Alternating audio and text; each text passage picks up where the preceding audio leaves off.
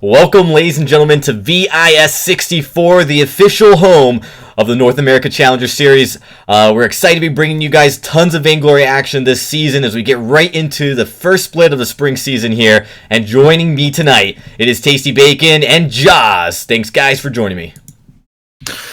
Well, thank you for having us. I know I, for one, am incredibly excited. We had some European Challengers action earlier today, but now it's time for the real competition. The North American Challengers set to kick off. Yeah, I'm super excited as well, man. I'm looking at these teams right now. I'm thinking some of these little rosters are pretty stacked. And even from EU action today, man, I was watching that. I was sitting there in my chair and I was going to pull out my tablet, play some Vainglory, and decided maybe I should just sit here and watch the guys do it because I definitely not as good as they are. So I want to learn a little bit as well watching these and casting these games. Yeah, Josh, thanks for joining us. Obviously, this is your first official cast on the official Vainglory circuit as we get in here to the Challenger Series, and there's a lot of games coming up both over the next 4 weeks here in the 64, as well as the official VG8 tournaments that will be happening over the weekend. So make sure you guys watch that. We actually have the schedule for the first 4 matches happening right below me on the ticker. You can see those are the teams that will be playing this coming Saturday. You're not going to want to miss it. Of course, produced live here, live on Twitch. Just go make sure you follow Vainglory for that. But right now, VIS64. So I do want to take a few moments before we get started, since this is the inauguration of the spring season, to talk about some of the changes, some of the things that are different about this season, some of the things to look forward to as we kind of go through this. So we're going to spend some time. And Tasty, you can chime in if you have anything to really say. But one of the big things is, this is going to be the same general format as last season. It is going to be a 64 teams, 2 groups of 32 teams, double elimination. Both groups working up to the top 4, teams from each group, both 2 from the winner and 2 from the loser, which will then be entered into the playoffs, which will be happening the last week here in the Challenger Series. And that, of course, will be right before we get into the challenge battles, which will be the top 3 teams here that make it in VIS64 will be competing against the bottom 3 teams in the VG8. But there's a new twist to how this is all going to unfold, and that is the top team from VIS64 actually gets to pick the team they want to play from the bottom 3 teams. Tasty, you can recall from last seasons that, it was kind of automatic, right? It was like, number 1 seed play number 3, but now, in case a team that's maybe weaker in appearance isn't quite at the bottom of points, they can now be picked out by that top team.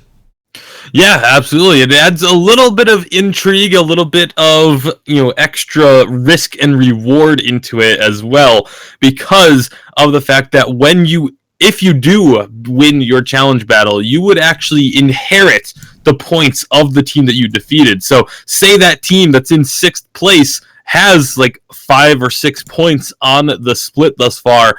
You may be the number 1 seeded challenger team, and you could know for a fact that you can easily beat the number 8 seeded Vainglory 8 team, but you may want to take that risk, take that chance to go after the number 6 seed to inherit some of those points instead. And, it's going to be a harder matchup.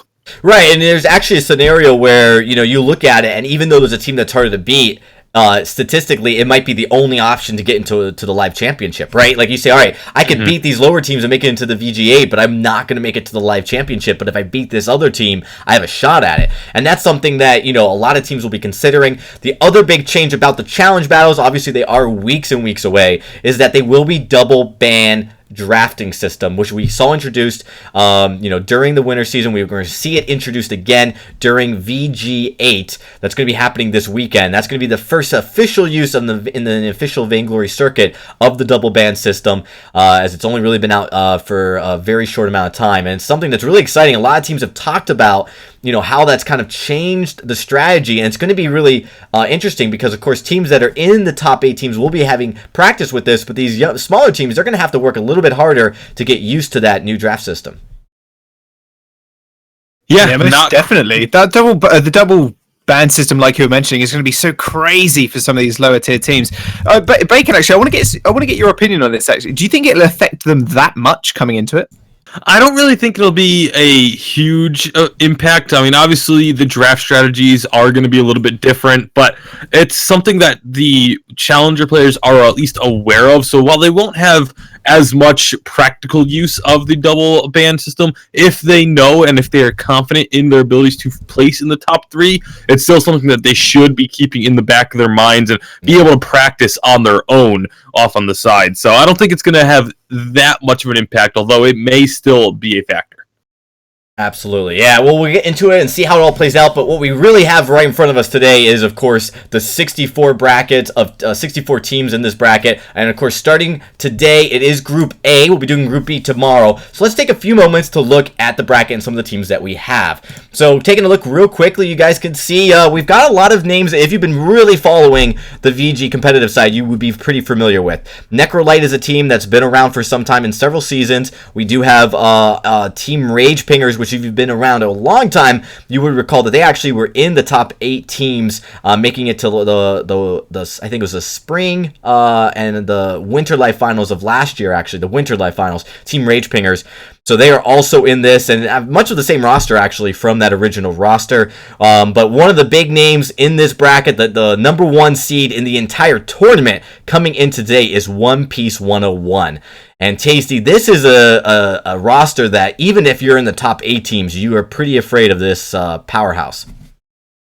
Oh yeah, absolutely. This is a team that has really shown up during the offseason and started to pick up quite a few wins, actually making pretty deep runs into the other events that were running during the offseason. So it's a team that you absolutely have to keep your eyes on, have to be looking for to make another deep run here in the 64 Challengers. Absolutely, and so you look at this, I mean, they recently were, and they were really a strong team already, and they recently picked up 2 new members for the spring season. Last Boy Toph coming over from that Cloud9 roster, one of the most famous supports in the game from last year, and also picking up a somewhat newer name, if you're not quite as familiar with the VG competitive scene, Trinomial, although I think, Tasty, this is a name that you and I are quite familiar with. He's been in a lot of rosters, and he's really risen up in the competitive ranking. So, you know, definitely something to keep an eye out on this roster as we get ready here for the matchup. So that's the bracket. That's kind of the format as we kind of take place here on VIS64. We're really excited to get started in just a few moments as we wait for the first team. We are scheduled supposedly to have One Piece 101 versus Get Wrecked. We are still waiting for Get Wrecked to get on here. We do have a backup matchup if that's not ready in time. So don't go anywhere, folks. We are going to take a quick break, though, and when we return, we will be bringing you guys the first stream of tonight.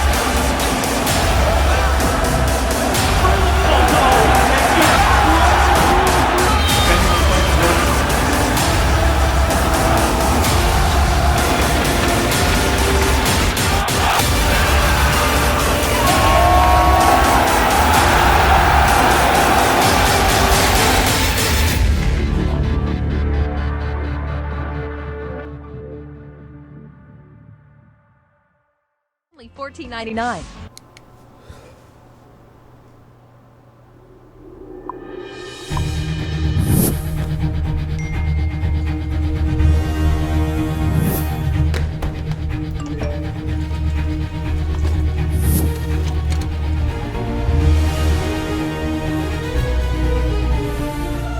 Don't miss the call.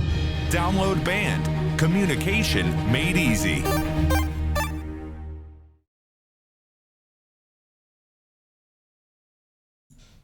Welcome back, everybody, as we start to get ready here for our first series of tonight. And, of course, we're just moments away from getting into the first matchup.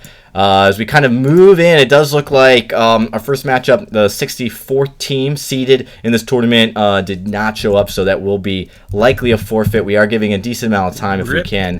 Yeah, I mean, it's hard to say. We're trying to give as much time as we possibly can for these teams to get in, but it is a challenge. As some of these teams maybe just not feeling it's worth it, I guess. I don't know. A chance to get on stream. So that means we're going to try to move to our backup match, which will be Necrolite. And that's a pretty exciting roster, too. We were talking about them, one that's been around for quite some time. So once we get an update from them. So I'm going to take a look here real quick and hand it off to Tasty. Tasty, let's talk. You've got to watch the Europe already go through. Mm-hmm. Talk a little bit about what you've seen so far from this update 2.2. This is the first time we're seeing competitive matches on this update. And what are some of the things you expect to see going into this update? Well, one of my favorite things that we got to kind of glean a little bit from Europe is the fact that there is a lot of things that are viable on this patch. Pretty much every hero is viable in some way, in some composition.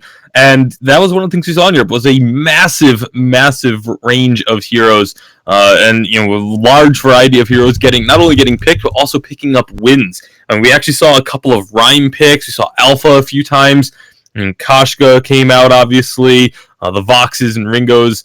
We even saw some of those Crystal Power mages make a return to the fold, and the Celeste and the Scarf getting picked up. So it was a huge variety of heroes picked, and that was really exciting for me. One of the big things as well, by the way, I mentioned, obviously watching EU previous to this, I saw one of these compositions, a pure pushing comp, Saw, Kestrel, and Flicker. I mean, that trio just seemed absolutely disgusting to me, with obviously Kestrel going in the jungle. Tasty, what do you think about that? Because it just seemed pure dominance just from the get-go there, just being able to push in that first tower, and they snowballed it from there. Do you think these kind of pushing rosters are going to come forward as kind of the number one thing to look for in VIS, or do you think that there's just going to be a wide variety of heroes? I think it's just going to be a wide variety. I think those push comps, while they can be very effective, the top teams know how to deal with them because of how incredibly dominant the push comps were just about 6 months ago or so, I would say. In last year, we had compositions of just like Saw, Adagio, and Finn was the original push comp, but the Saw push comp has kind of always been around, just taking on different forms. So people should still, or at least top teams should still know how to deal with those push comps. Maybe it'll get a team through the first couple of rounds of the challengers when there's teams that may not know how to deal with it, but once you start going up against the more experienced teams and the more skilled teams, the push comp really starts to fall off in effect, unless you can just really completely catch your opponent off guard in the draft and last pick that Saw into a composition that just really can't deal with it, type of thing. Yeah, there just seems to be a lot of people that can deal with the Saw as well. Obviously, Grumpjaw is banned, but he's just seeming to be one of those heroes that I think maybe is pick or ban worthy. He seems like super strong. Because actually, I mentioned to you guys a bit earlier, I had a small interview with Sibs from Rogue, and he said how strong Grumpjaw was, and he's really excited to kind of play him in a competitive environment or just see other people playing him. What are your thoughts of Grumpjaw? Obviously, like I said, being banned this week from play, but coming into this meta of just realistically, like you said, just a ton of heroes being used. Grumpjaw is, I feel like he's one of those heroes that is just completely hit or miss. Like, he's either going to, in a game where he's picked, he's either going to excel and just be absolutely incredibly frustrating to deal with, or it just falls flat on its face. It's one of those heroes that it's so volatile in a pick that you really have to just know what you're doing with him. It has to be in the right composition, sort of thing. Like, there's a lot of factors that I feel like have to be in the right place before Grumpjaw is picked effectively. Personally, I love Grumpjaw as a roamer, which is kind of counter to what he was meant to be as a jungler, but I just feel like the roam, the utility he brings to a fight, is actually really, really high. Yeah, that's exactly what Scoundrel was saying, actually, on stream. He said, rather than obviously doing the jungle route, and, he looks like a jungler to kind of start off with, actually, you go roamer, and you can build a little bit of crystal power instead of the weapon power build, which you didn't think was as decent, alongside obviously all your defensive items like Fountain, for example. Coming into that, I mean, you just pretty much echoed what he said. I don't know if you guys have been talking, but he we had a little conversation about it in Europe. Yeah, right. And, that's what. See, one of you is stealing each other's thoughts right there. But I mean, he looks crazy good, and I can't wait to see him actually unleashed onto VIS, let alone something like obviously Evil 8 as well. And I can't wait to get into these games actually. And like we mentioned, One Piece just look so stacked, man. Like, some of these teams coming up against them must be like, please for the love of God, not on our side of the bracket. And when it was drawn, they must have been like, oh my God, will we ever get past round 2? Like, do you know what I mean? Like, they look so absolutely good. And I mean, obviously, with One Piece 101 looking very good. The team I'm actually looking forward to the most is actually Rage Pingers. I really, really like the Rage Pingers lineup. I think that they have a pretty good chance to go fairly deep in this tournament. And then, of course, just for the nostalgia's sake, I got to give a shout out to Liberation X coming back onto the fold. You know, the first ever North American champions, now reforming and looking to claim another title for themselves. I think there's going to be a lot of excitement over on that side of the bracket as well. Damn, it's just a lot of excitement, I think, throughout the bracket. Obviously, it's up on your screen right now, everybody who's watching. It's just, there's a lot of big names, at least, maybe not big team name, but big player name behind those teams that just look so strong. And we mentioned before, obviously, maybe One Piece looking to actually break through and be one of those top dominating teams. But do you think it's down to kind of do you think it's down to kind of some of these players rather than just the team as a whole? Or do you just think these rosters are just like, right, so we're going to get up against Echo Fox and Cloud9. We want to play against these guys. We're going to form the most stacked roster there is out there and just kind of push through? I think it's a little bit of both. There's definitely a leaning towards the individual players in being able to kind of carry you through challengers. That's sort of been a trend in the past, as we've seen these teams come through challengers with like one superstar player and then just two kind of supporting cast players behind them, and being able to make it into the challenge battle. Some of them even making it into the Evil 8 when it was branded as Evil 8, but then falling flat once they got into that top 8 competition, because once you're there, you need to have all 3 members firing on all cylinders in order to stay competitive. So I think a couple of teams have started to transition away from that, just focus on having one super carry player, and get a little bit more into the team aspect of it, because they've started to realize that you need that team cohesion, you need that synergy amongst your teammates in order to be able to sustain being a top team in Vainglory.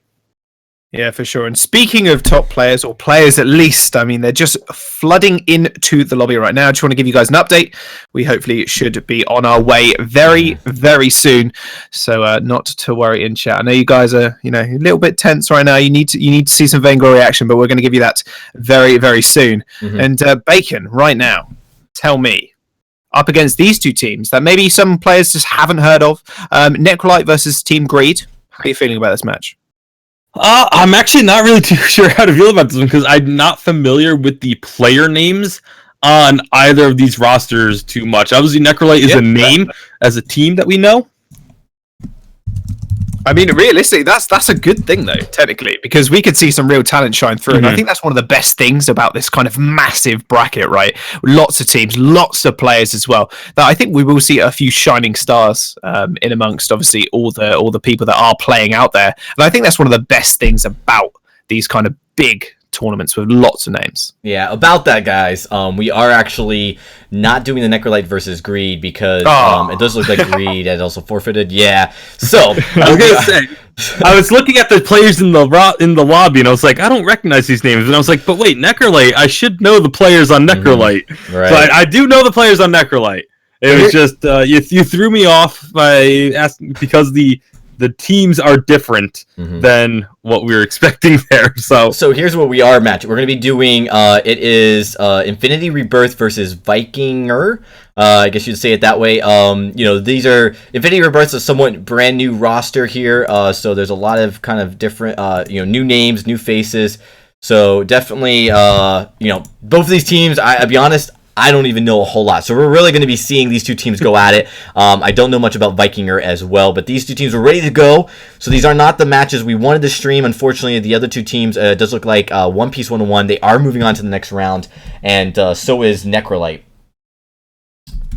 Well, what a surprise! Can I just say that? What a surprise! We're going to see. Going to see One Piece 101 making it through. I mean, I think they're going to storm through the bracket at least in the early stages until they come up against some tough competition. But yeah, wouldn't have been surprised to see Necrolite pick up that win either. Necrolite is a team that has players that have competitive experience, have stage experience as well. So they're another one of those teams that you got to expect to make a deeper run in the challengers. But like I said, coming to this game, however, Infinity Rebirth and Vikinger getting into the draft now. We really don't know what to expect from this because we aren't familiar with these players, but we're going to see what they show us. Lyra is going to be the ban away for Infinity Rebirth. And Attacker as well is going to be the ban away from Vikinger. But these bans and picks, they know what they want to play. That's the thing. Vox is going to be locked in there for Epic Man. Yeah, Infinity Rebirth is a team name that some viewers may be familiar with. They've been kind of a staple of the challenger scene for a few seasons now, but this is a totally new roster for them. One that, again, I am not familiar with, but there's going to be the Vox and Ringo, highly contested laners. I talked about it in Europe, that I was talking about, I was going on about how these two were the most hotly contested laners in the game, at least in North America, and then Europe really didn't care about either of the two for most of the day. So I was kind of disappointed there, but there's your Flicker coming through here in our first game of the day. Flicker is going to be the lock-in, and like you mentioned, Ringo and your boy Arden is going to be the lock-in for Vikinger. Now, Ringo is a really kind of maybe interesting pick, and I'll reference Wizard Sibs again. He did say Ringo, he feels, is one of the stronger laners at this current time on this patch, so I want to see if they're going to put that to good use. Does it look like we've got a Glaive lock-in as well? Infinity Rebirth picking that one up, so very centric around the Vox, it seems, at the moment. Why wouldn't you be? Vox is so strong. If you go that weapon power carry route, it can just demolish people. We saw one weapon power Vox game in Europe, and it was an unbelievably hard carry by the Vox. Stick a Glaive with it and the Flicker, you are just setting this Vox up for success, especially in the early game where Vox can kind of struggle a little bit. You just throw in that Glaive and Flicker, and all of a sudden you have now an early game strength that you can use to propel that Vox into the late game. Well, speaking of strength, Alpha is going to be the last pickup, in fact, for Vikinger, as we go on to the loading screen. And the Ringo Arden Alpha, oh my god, what a combo to come into it as well. Jeez, Arden jumps in, Alpha jumps in afterwards, just pops the ult, and then Ringo just does all the damage from the backline. This is going to be such an interesting game, and I want to see how Epic Man does perform on this Flicker, just up against someone like an Arden and someone like an Alpha as well. It might be a little bit of a tough time for her, but good Flicker's a good Flicker. They will normally carry games. And the interaction that I think we really need to keep our eyes on is going to be if Glaive is going to be able to use those afterburns on the Alpha as she tries to engage. If you can knock away the Alpha, especially right when that Termination Protocol is going to be used, you can just completely shut her down. But, well, that's an interesting little issue there. I think we're going to have to restart, as it looks like only 2 players from a Viking actually loaded into the vault. Of course. As soon as we get into the first game, Tasty, straight back into the draft scene in a second, because, yeah, for some reason someone didn't load. Fantastic. But that doesn't mean to say we're not going to get the game underway. Obviously, same picks, same bands, etc. And yeah, I'm excited to do this one, man. This is going to be an interesting game. And how about the Vox versus Ringo matchup in the lane? Of course. How do you think they're going to fare off against each other with obviously the support around them? If you were to just isolate the Vox and Ringo and have them in a straight up 1v1 in the lane, the advantage has to go to the Ringo, just because he has a lot more harassment ability with that Achilles shot. and just a longer range. But you have to, obviously it's not a straight 1v1. You're gonna have to deal with those roamers and the junglers coming up, and I feel like that may tilt it a little bit in favor of the Vox, just because there's a lot more utility coming up from the brush when his team ganks for him. We'll have to wait and see if they are able to influence the lane. I'm still in the pause screen, man. I'm sitting here. I'm ready. I was ready for this. I got my drink. You got everything all laid out. I'm sure everybody at home as well is kind of all laid out, spread out, just whatever. Sitting on the bed with your tablet. You got a Twitch chat open or anything like that, and you're ready to go. And as soon as we jump into a pause. But we will get back into the match very, very shortly. My goodness, as well. That new Vox skin, by the way, that was an instant buy from me. Just saying. Yeah, the pause is just to, I believe, give Dragon time to communicate with the teams, as there should be a surrender coming up soon, so that we can get the game restarted. Well, sure will come through in a minute. As you can see, Epic Man just stealthing his way through the whole jungle of Vikinger. But yeah, like you said, surrender vote should come out in a second. But we're gonna lane for a little bit, Tasty. We're just gonna sit here and lane and just watch Ringo just get beaten down by somebody. Fantastic. I think it's because they haven't hit the 15-minute mark, and they haven't gotten the actual disconnect notification so that you can surrender early. I don't think they're actually able to surrender at the moment. So this is gonna be. I think just letting it play out a bit and waiting for that announcement that the player has abandoned. Just push the lane. McMuffin is going to go in though, but yeah, I mean, we'll just we'll wait for that one. Or can they 2v3? Tasty, are they that good? They decided, you know what, we don't need our third player. We don't need you. What I'm actually curious about is normally, when your third player disconnects, the opponents can't get an ace. But because they're they don't even have the little character card down on the bottom of the screen, doesn't even count them as being there. Can they get aced with just 2 players? I'm kind of curious. I want to find that out. But you know what you need to do, Vikinger? Just run into them over and over again. Oh my goodness! Sniped him. Beautiful kill. But 3-0, end the game so we can start the proper one, please. That'd be fantastic. But okay, so we'll discuss a bit more about the compositions, Tasty, I think. We'll focus mainly on the side of Infinity Rebirth. Obviously, Epic Man's on the flicker. Where do you realistically see him at the kind of 4 to 5 minute mark coming into this game? Because Glaive just seems to be, happy enough to farm away, obviously, in his jungle. Do you think she's going to pay massive priority to kind of getting these invades down using her stealth, or do what most flickers do, obviously, just concentrate on the vision? Well, Flicker, I think, is going to primarily focus on getting vision down and trying to control the lane. This composition for me from the side of, hey, we got the surrender finally coming through. There we go. I was waiting for the troll person to just say no. It's like, nope. No, I realized shortly after I was talking about having to wait for the timer, I realized it's a private game, so you can surrender at any point. So I'm not quite sure why it took them. They just wanted to carry it out, man. They just wanted to see if they could 2v3, and they were like, actually, it was just a joke. It was just a joke, guys. If you're Infinity, you gotta be oh well, hey, we'll take the win. I mean, maybe Infinity probably didn't even realize what was going on initially, because they don't really have an indication that there's not a third member in there, which kind of makes me surprised that it wasn't Vikings that just wouldn't call the surrender right away. But either way, the surrender has come through, so we are going to be able to restart this game and actually get it under for realsies this time. Good. For realsies. I like that taste. For realsies. I'm going to use that more often. Can you imagine just I've not seen Arden in 3 minutes. Is he doing some crazy I'm going to sit at your backs strategy? But no, he was just we've been clearing the jungle, we've been ganking their laner, and Arden's just nowhere to be found. Over again. Is he doing some high level sit in your base strategy, just accumulating loads of gold? Probably not. No, just did it disconnect. They are just going to quickly run through to pick and bans as they do go. But yeah, sorry about the delay. It's not, sometimes we have problems. That's okay though, because we're going to get into game. We're going to get you some nice best of 3 Vainglory action, and that should be right your way.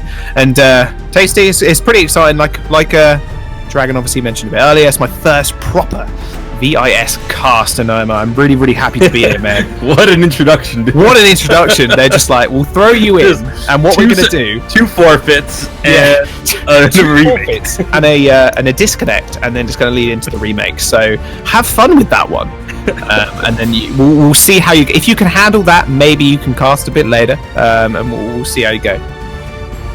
Well, we will see how this game will go as soon as we can get everyone reconnected, as they're just looking to get those players back into the lobby. Looks like the invites have gone out, and so in just a moment we will be getting underway for our first game of the day. It's again a little bit of it's not about the destination, it's about the journey. Oh yeah, the journey has been a journey already, and windy and long, windy, lots of barrels. All right, I was going to say bumps. I mean, are you playing like Donkey Kong on the SNES? Perils, like perils. Oh, yeah. I think you said barrels. I was like Donkey Kong on the SNES. I suppose barrels in a path could be perilous. Yeah, it's very true. You could be running some Crash Bandicoot kind of stuff and just running into brick walls over and over again. I mean, I don't know what kind of game you're playing, man, but I'm playing Vainglory. Well, we're trying to spectate Vainglory, that's for sure. Danos is coming to the lobby eventually, but we good and ready to go.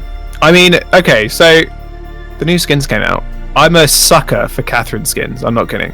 Like every single Catherine skin that's come out, I love every Catherine skin except the Gladiator one. I knew you were gonna say that. Why? That is my favorite Catherine skin. It's not that honestly. I hate. It's not that I dislike the skin. It's just that I like the other ones so much better. Winter War Catherine is by far my favorite. Yeah, I mean, I'll give you that one. The Winter War Catherine, the special edition one, like the one where she's like slightly yellow, which is kind of cool. But Gladiator, man, she looks baller. What the? She's like it looks like Rona to me. That's my problem with the skin is it makes her look like Rona in the splash art. That's like the main issue I have with the skin. You were like, oh boy, new Rona skin, and you click on it, you're like, oh, it's Catherine. Cool. Yeah. All right, back up, and yeah, all right. Mistake, boys, and mistakes were made. Oh, we're back in. All right. Yeah, we're back in. It's a blind pick just because we already know the picks, so we don't have to go ahead through the whole draft sequence once again. Just gonna hopefully these players actually pick their heroes. Yeah, they're just like hovering different ones. Like, you guys know what you picked. Come on. What we did actually see a Lyra ban, which was kind of interesting coming out of Infinity Rebirth, and it's been played and just picked up a little bit in EU recently. I've like I mentioned before, obviously seeing it with these kind of push compositions as well, and just her ability to kind of protect the laners is just absolutely incredible. And I've been playing a lot of Lyra, I'm not gonna lie, this is why I'm bringing it up, so I want your opinion. Do you think Lyra is kind of one of the top kind of captains right now, or roamers? 100%. Lyra is one of the top captains in the game. I feel like there's kind of 3 that sit at the very top tier, and that is the Lyra, Finn, and the Lance. And so all 3 of them, I think, you cannot go wrong with any of those 3 as your captain. Arden, I definitely have like right below that, Arden and Catherine. Okay. And then it sort of falls off a little bit from there and becomes more compositional specific or team specific. Obviously, you can see the flicker coming through for the side of Infinity Rebirth. It fits really well into their composition, but the top 3, I feel like those are 3 captains that you can fit into literally any composition and make them work. Right. Enough about miscellaneous game trivia, Tasty Bacon. We're into the actual game. Are you ready? We have Infinity Rebirth game. We are finally underway for an actual game that is going to count. This one actually means something. Well, yeah, hopefully there's not another DC, that's all I'm saying. Vikinger on the red side, Infinity Rebirth over on the blue.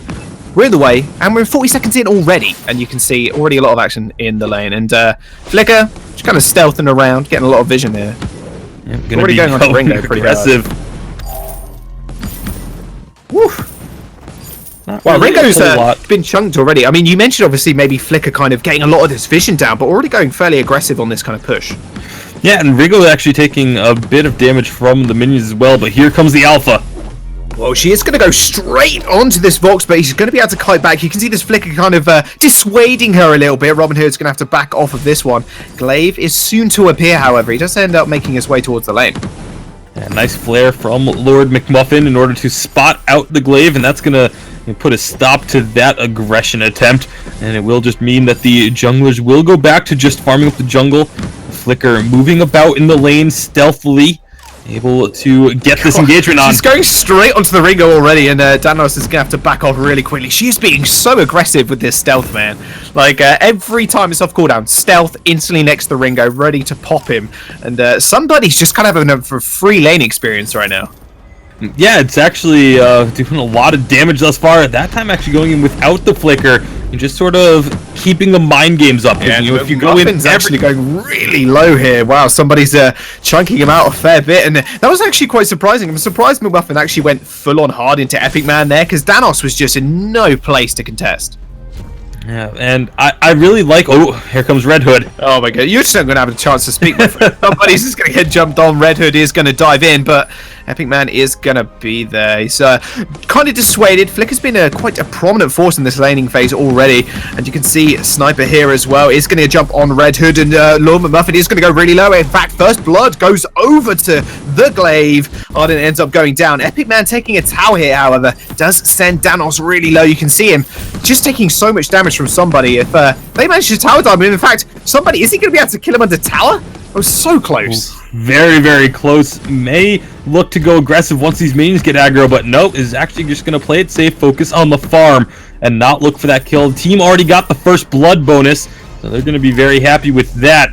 And somebody able to pick up a bit of a CS lead as well. Not a huge one thus far, but every little advantage you can get counts. Meanwhile, in the jungle... Whoa, Red Hood just dived straight over the wall, straight into Sniper's grasp here. Epic Man even is onto the side. Sniper's going really low here. He's going to have to be careful.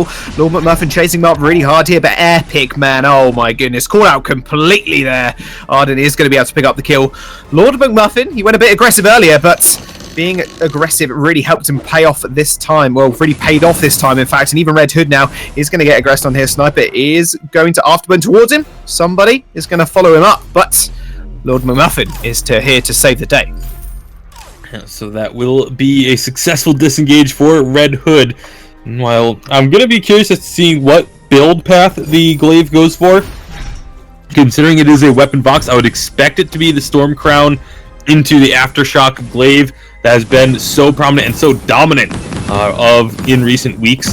But it's going to be still a little bit left until we get to see what Sniper's going to be going for. Has not visited the shop yet, has obviously just spawned in the jungle, does immediately pick up the Storm Crown. So that's going to be a big pickup. That's going to be a lot quicker farming for this Glaive as he roams through the jungle.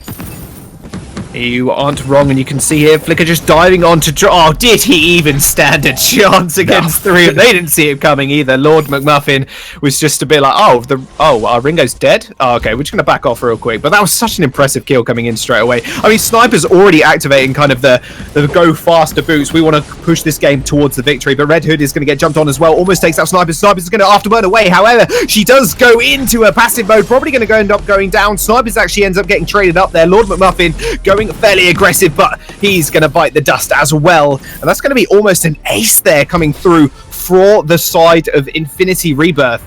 Tasty, there's so much action going on already, and we're only 5 minutes into the game. And this was exactly what I was expecting when this composition was drafted by Infinity Rebirth. I mentioned it's an early game composition. Even with the Vox, it's all about just propelling the Vox into the late game that much quicker. And that the play from Glaive into the lane, just immediately taking out the Ringo, that was a quintessential example of what I was talking about. That is exactly what Infinity Rebirth wants to be doing, and you can see Vox already having himself the breaking point. First tier 3 item completed well before his opponent.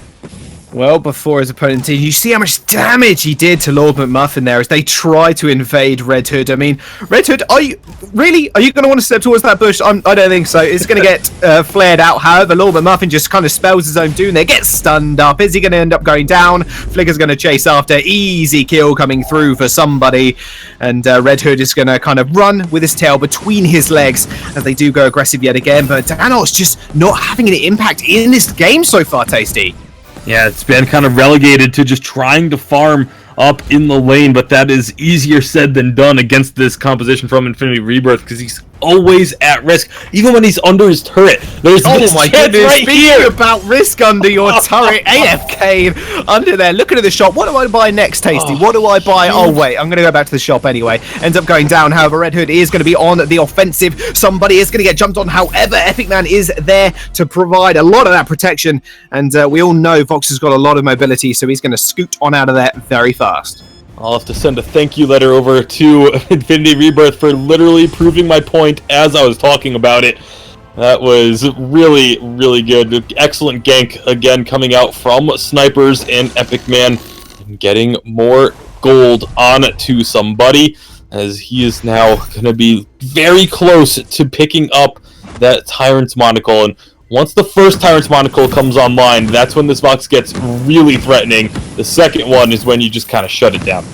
Yeah, for sure. I mean, no one wants to see a double Tyrant Monocle realistically. Danos, oh my goodness. Somebody with the damage. However, Snipers is going to pick up the kill off the back of that one. And again, he just gets disintegrated. They're trying to push onto the tower now. Lord McMuffin is going to almost go down. Somebody's just putting out the world of hurt onto Red Hood and Lord McMuffin. He's going to have to be really careful diving in like that. Glaive goes in with the afterburner. Red Hood goes into passive. You're not going to last long, my friend. And even Lord McMuffin goes down. Oh my, how did that shot even hit, Tasty? I don't know, but that's going to be the first tower going down to Infinity Rebirth already. The shot was actually launched as the Arden started the gauntlet, so it chases you all the way until you land and takes them out at the end. This is just turning into a bloodbath in favor of Infinity Rebirth. They're going to steal away the jungle. They're going to pick up this gold miner. Going to be nearly a full gold payout, 288 gold each to the side of Infinity Rebirth after the 300 each from the turret falling, and they have a 5,000 gold lead here at 8.5 minutes. 8 minutes. At this point, if I was in a solo queue game right now, I'd be like, team, we need to do something. We need to do something really fast, and I want to see if they can actually pull anything back from this, because obviously somebody is going to be the kind of target they want to hit down, right? But Lord McMuffin kind of only just dinging level 6 there, and having that gauntlet online is just not made an impact in this game right now. Yeah, now that he has the gauntlet, may be able to have a bigger impact, but obviously can't do that for about 40 seconds, and they have to just be careful to throw out the flare, but here comes the flicker roll. They're going to have to be careful really fast here. Lord McMuffin is going to go really low here. Somebody's just diving into all of them. Aftershock coming through for that's so much damage, and the ultimate from Ringo is going to hit somebody on the backline there. However, somebody is going to be able to pick up the kill. Will he make it a triple kill? However, Flicker steals it away. Epic Man, come on, man. Somebody needed those kills. He gets the double kill in the end with the KS, I'd say, coming through from Epic Man. But the Flicker ult coming through, realistically, did Viking have a chance in that one, Tasty? They just ended up retreating into pure peril.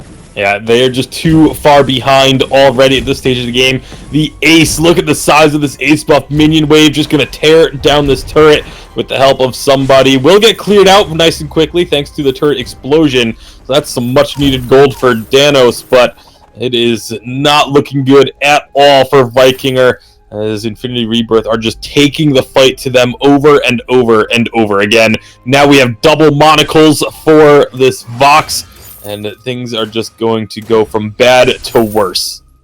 Yeah, double monocles, definitely a point where, you know, Lord McMuffin's kind of sitting there. We need to kind of take out this guy. Let's jump on him. But Flicker's just, well, Epic Man at least is just on the tail of Danto in the sidelines. He just gets disintegrated. Glaive is even just putting down so much damage. Vox picks up another kill. Somebody's just popping off at this point. Like you mentioned, Double Tyrant's Monocle is going to surely push him towards the standing point of victory. Arden only just picking up the Atlas Pauldrons as well. It's not going to help you now, my friend. Another ace comes through, Tasty Bacon. And Infinity Rebirth, maybe they're looking to the second game already. Yeah, they very well could be, but you don't want to look too far forward because you can still make mistakes here. This game is still winnable. Making mistakes, I think, is kind of the biggest problem this Ringo is facing right now. Jumps in, the gauntlet ends up going down. Somebody is going to get stunned up. However, Red Hood just trying to take out somebody, but with the massive amount of mobility he has, just easily kited out Red Hood out on that alpha pick. They don't get an ace because Lord Muffin is still alive, but they are on the Fane Crystal Towers already, Tasty. 11 minutes in, one of those turrets ends up falling. Yeah, I was about to say this game is still winnable with some mistakes from Infinity Rebirth, but Infinity Rebirth, they are not making those mistakes for Vikinger to try and capitalize on, and they're just going to be looking to finish this one off cleanly. Still got 3.5 minutes until the Kraken spawns onto the fold. I don't think they're going to need it because they have just been able to force these fights wherever they want. Flicker going to be spotting out some enemies. He's going to get spotted himself, but speaking of forcing these fights, Tasty, here we go. Somebody's going to go in, and Lord Muffin just disintegrates in his way. Beautiful dodge out of the way from the Alpha there. There's no way they're getting away. You can see the Crystal Sentry just trying to give them a backup. It's almost a 4v3, but come on, is it needed? It definitely isn't. Vox picks up a double kill off the back of that. Epic Man picks up another one as well. Somebody is definitely going to be a name after this one, my friend. That turret is going to go down, and I can imagine that Vayne Crystal is to follow. That'll be 1-0 coming through for Infinity Rebirth already, Tasty. And Viking are going to have to change their strategies coming into this next game. 100%. 12.5 minutes. I just don't think you let the glaive through. I feel like that just, it set up this Vox to do the crazy amounts of damage he's able to do. 9-0-7 when the game finishes. 123 farm. And again, a lot of it was set up because of snipers on this glaive and Epic Man on the Flicker, able to force these early kills, constantly picking off Danos in the lane, just shutting him down. Look at the gold difference, 8,900 for somebody to 3,900 for Danos. That was just a massive disparity that was set up by the entire team of Infinity Rebirth. Just absolutely insane. Like the gold disparity, I think it was 8 minutes. They were like 5k, right? That is unbelievable amount of advantage. Like you mentioned, Danos, did he really stand a chance? The amount of times snipers just, oh, afterburn, yeah, knockback, oh, stunned, oh, you're dead. Like instantly killed. And that's just comes down to the team coordination from Infinity Rebirth as well. They just seem to work so well together. And we've only just seen them in one game already. Yeah, so with that, I'm going to throw it back over to Dragonborn, get us set up for game number 2. We'll see if Infinity Rebirth can close out this series with more dominance, or will the side of Vikinger be able to make some adjustments and bring it back to one apiece. Yeah, that's what we're going to have to find out in just a few moments. We're going to try to get into the next match right away. Typically, we like to take small breaks between matches, but we're a little bit behind schedule, so I think it makes sense to try to get into the next game right away. I think they're all ready to go, actually. So maybe not much longer before the next draft takes place. And hopefully we're able to start without any issues whatsoever this time, as far as the game glitching. Shouldn't be too big of a deal. So it looks like, just once we get into draft mode there, we should be ready to go. But that was really a really nice game. It was kind of close, I think, for a few minutes there. Jaws, you probably saw, it was like not, there's a couple kills a piece each team. But yeah, quickly Infinity Rebirth doing a good job at snowballing that game once they got that first objective. I think that's probably one of the biggest snowballs I've seen currently in Vainglory. That was absolutely insane. But it doesn't look like we're jumping straight over to the draft. Yep, going the right picks in. and bans are underway. And, what do Vikingers ban away here? I mean, the Vox, it looks pretty good. But like you mentioned, obviously, the Glaive as well. Just such a strong pick, Tasty. Well, because they are on the A side this time, they could, pick that Glaive. as the first pick here, but I feel like if they give the glaive over to Infinity Rebirth, there's no reason for them not to take it, and that just set them up so well for these plays. There's no answer from Vikinger for that glaive, so I feel like they need to first pick it here, otherwise we may be in for a repeat. Yeah, absolutely. And you can see, obviously, the Lyra is going to be the ban away. That's their second ban away at the Lyra, just clearly not wanting to play off against that hero. Insta-lock, though, and they decide, you know what, Danos, you had maybe one bad game on the Ringo, but we'll give you another one. Yeah, definitely gonna need to have a much better performance in game number 2, because 0-7 is not gonna cut it. And so we'll see what are Infinity Rebirth going to pick up. Honestly, I feel like they could really go wherever they want with this. Just grab a glaive and do anything else with it. They're gonna go for the flicker once more. I really hope to see the glaive come out from them. I feel like if you have the opportunity to grab glaive, especially against something like a Ringo who cannot get away from the glaive, but they're gonna take the Idris. I'm pretty excited about Idris coming through here. It's one of those heroes that we don't see terribly frequently, but it's a hero that I feel has a massive amount of potential on the fold. Yeah, most definitely. Idris with the flicker as well. That's a pretty devastating combination if you can use it correctly. Arden is going to be the lock away as well as the tacker. So kind of an interesting pickup from Red Hood, I think. Obviously, they did ban it away last game, but decide, you know what?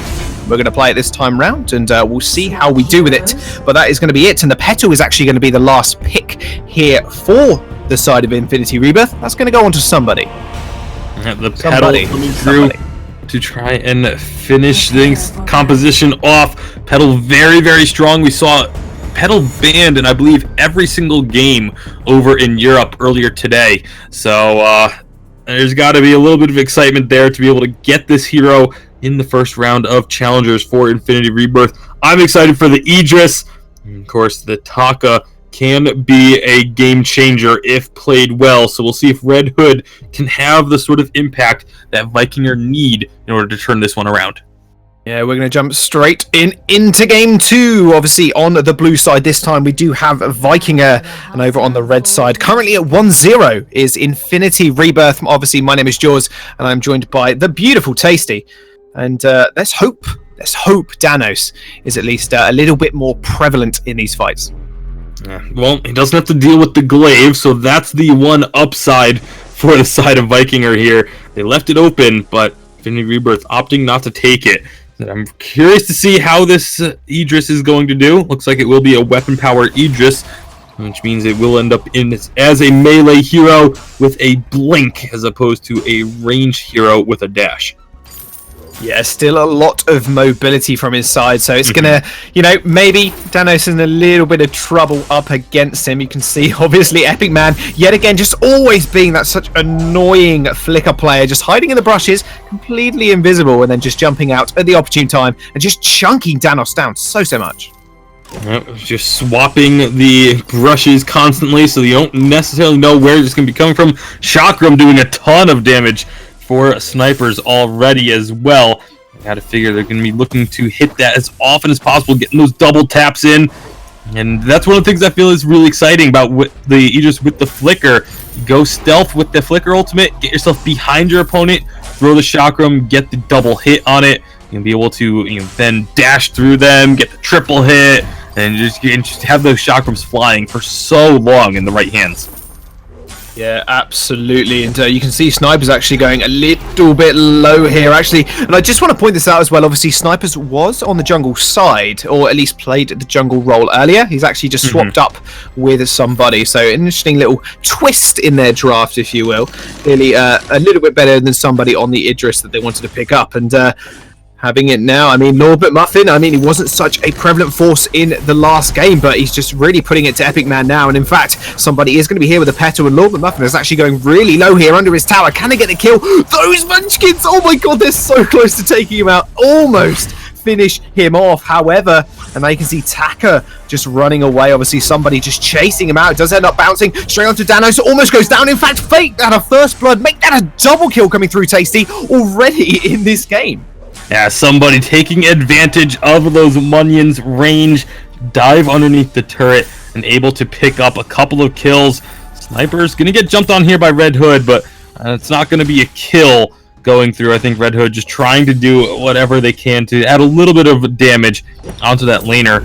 Now could be in some serious trouble. Yeah, he's in a lot of trouble. They did dodge a couple of abilities there, but Epic Man and somebody aren't going to let up too easily. Lord McMuffin is going to go really low as well. Somebody's just been an absolute force in this jungle. Look at how well he's just kind of counter-jungling Red Hood here. Will he be able to spot him out? He's going to wander right into the bush. Oh, just catches him off the recall there, Tasty. Yeah, really strong job by somebody to get this invasion on, just sitting in the enemy jungle looking to farm up their camps, as opposed to, I mean, it hasn't even been back to their side. I'm going to let Idris actually pick up some of this farm, and so that's just going to be increased gold across the board for the entire team. As a result, Red Hood is actually going to fall. Oh man, Red Hood just completely out of place, even in his own jungle. And they're just chasing up Danos here. Epic Man just kind of diving between the two turrets. They're taking a little bit, but they're doing a lot more damage to Danos than they're doing to him. He's going to have one more auto attack. He's going to go down. Epic Man picks up the kill. Somebody and Epic Man, just a fantastic roaming duo there, just doing the absolute number on the Vikingist side. Yeah, and somehow able to stay alive through all that. Somebody getting out of harm's way. 3-0-1 for this Petal in the early stages. And go after this Treant to get a little bit of healing. But looking on the other side of the field, you see Epic Man still harassing Red Hood. Red Hood does get the Treant, though.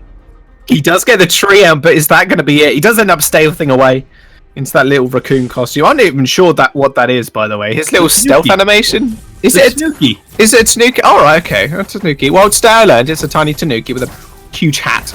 All right, fair enough.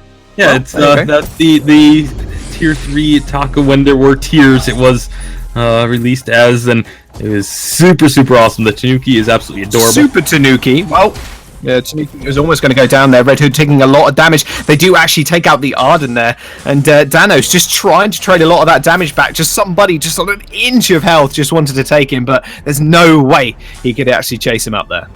Yeah, and unfortunately for the side of Vikinger, this is looking like a repeat of game number 1, because this is a huge lead already building up for the side of Infinity Rebirth. Oh, Red Hood is just it might be in a world of pain. He does get the recall off. My goodness, how Epic Man did not chase him down there, Tasty, I have no idea. They end up going back to lane there. He was being so aggressive. I feel like Epic Man didn't chase it down because obviously Epic Man knows he's not going to be able to get the kill on the Taka up on his own. Snipers was still very far away, and somebody was very low, so he doesn't want to force somebody to try and come in for that fight and risk giving up a kill. So I'm actually okay with the decision to let the Taka get away there, as they're going to be able to just use it to rotate up into the lane and get a little bit more damage down onto this turret. They are indeed, and yet again, Red Hood's just kind of being distracted in his own jungle and just kind of being disturbed. However, Snipers is going to get jumped on. However, level 4 to level 7, by the way, Lord McMuffin to somebody right now. Level 4 to level 7. This is absolutely insane. However, Red Hood is just going to dive in there. It's a lot of damage down onto Snipers. However, Epic Man is going to be there to the return damage as well, and that is going to be Petal picking up their kill. They're not going to be able to dive under the tower, but just picking up that kill, making it their 6th of the game in 6 minutes here, Tasty. They have just really got their foot on the gas, and they want to take this turret ASAP. And they're going to be able to take this turret. Danos just not being strong enough to push them off of this in 6.5 minutes in. First turret down, 7 kills to 0, and about 6,000 gold lead. This is an even more commanding lead for Infinity Rebirth than we saw in game number 1. And Red Hood going to be taking a lot of damage to those minions. He wants it so badly. He jumps under. They end up taking him down. My goodness, it's the most frustrating thing in the world when that happens when you're against a Petal. But they are just going to siege up this second tier turret. However, Snipers is going to get jumped on. Lord McMuffin just trying to do as much as he can to dissuade this Idris pick that has just been so prevalent in this laning phase. Not picking up a lot of kills, but just being such an oppressive force against this Ringo pick here. Yeah, and you look at the CS differences, 73 to the 52 in the lane. See Danos picking up an early infusion just to try and do anything to get back in this game. So, one of those plays that's sort of a last-ditch effort, because if it doesn't work out, that 500 gold has a massive impact this early on. And so you need to look for some sort of effect to come out from this Infusion pickup, but here comes Infinity. Flicker ult does come through. Infinity are just going to jump straight on top of Danos. Didn't stand a chance. And speaking of not standing a chance, neither do the rest of their team. Lord McMuffin is going to shortly fall after Red Hood. That is going to be an ace tasty. My goodness, this Infinity Rebirth squad. And we spoke about last game being a snowball. This one, I think, even a little bit more so. This one's more like an avalanche coming through because they're going to get this second turret, a gold miner, everything going the way of Infinity. I mean, Danos had time to activate the Infusion, and that was about it before he was taken out. Now Red Hood going to try and catch this Idris, but the rest of the team is right around the corner. It's never going to happen, realistically. However, Danos doing a lot of damage. They end up picking up one kill. The gauntlet comes out. Doesn't stun anybody up. Beautiful plays coming through, and somebody is not going to take that so heavily and just kind of brushes to the ultimate coming through from Ringo off. Just goes, Hellfire Brew? Nah, not even a drop on me. Brushes it straight off, walks away. Another kill coming through, and it looked like for the moment there, Tasty, they were caught out, but instantly turned it around. Yeah, that was probably the best chance for Vikinger fighting there with the Crystal Sentry. But Danos, you're in trouble, my friend. He's just been picked on all game, and he ends up falling again. And unfortunately, Red Hood, will he be able to do anything? I'm not sure. Snipers is going to go really low here. Will he be able to pick up the kill? No, the Idris pick is clearly too strong. A triple kill, in fact. Where did that come from? Ace comes through as well. Second ace of the game. Fifth ace of the series already. My goodness. Snipers proving, I'm a good jungler, but guess what? I'm an even better laner. And that was a triple kill picked up in a 2-on-3. Petal was nowhere close to that fight, and they still come out unscathed on the side of Infinity Rebirth. Oh, they're going in again. Oh my goodness, from the back line as well.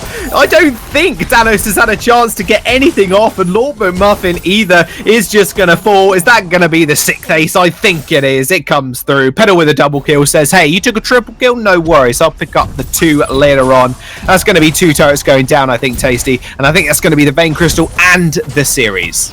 Yeah, very likely. There will be another set of respawns, but it's just not going to be in time. Infinity Rebirth, 10 minutes. They have just picked up a victory. Unbelievably quick. Absolute show of dominance from Infinity Rebirth, making a statement here in the first round of the VIS Challengers Spring.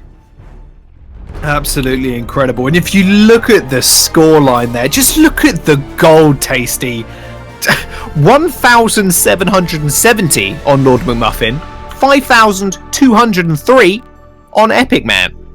What, if that doesn't say something to Vikingers' kind of strategies coming into this one, I don't know what will. Yeah, I mean, it was something I touched on in one of the games in Europe. Was a carry having almost as much gold as the entire enemy team combined. In this one, snipers had 30 gold more than the entire enemy team combined. Yeah. Well, 408. I think that'll do it for you, Tasty, don't you? With the 99 CS as well. I mean, Danos, credit to him, 71 CS, not too much down, but just couldn't do anything in those games, at all. Just instantly got jumped on. And that flicker pick from Epic Man, just so proficient on that hero, it seems. Yeah, absolutely. Was able to run havoc into the ranks of Vikinger. And I mean, when even your captain has more gold than you pick two members of Vikinger, Epic Man still had more gold than those two combined. Either two, it doesn't matter. Epic Man, that's just goes to show how one-sided of an affair this game was. And Infinity Rebirth, they absolutely handled their business here in round one. They will be moving on to round two. But don't worry, that is not all the action we have for you here today. We have plenty more series to go. Dragonborn, yes, we do. Help us get set up for what's next. All right, what's next? I mean, we're pretty excited to be getting. Indeed, my goodness, what a commanding lead they've got as well. If that's not something to fear coming into these Dragon, I don't know what is. Right, absolutely. So coming up next, it's going to be Team Rage Pingers. We're finally going to be able to get that matchup underway, as that is our second from round 1. It's going to be coming up in a few moments, and then of course we'll be getting into round 2 right after that. We got a lot of matches to get into tonight, guys, as a lot of matches are going underway right now. And of course, what we will do is after this next series, we're going to give you an update on how all the matches have unfolded so far. One thing to keep in mind is we've got 2 rounds of winners going on, but teams that lose in the first round will be moving to the loser bracket and playing their first round of losers. So we may not have all of the updates by the end of the stream, but we will have most of them trickling in here throughout the stream. We're going to take a quick break, though, everybody, as we get ready for the next series. So make sure you guys don't go anywhere. We'll be right back after this short break.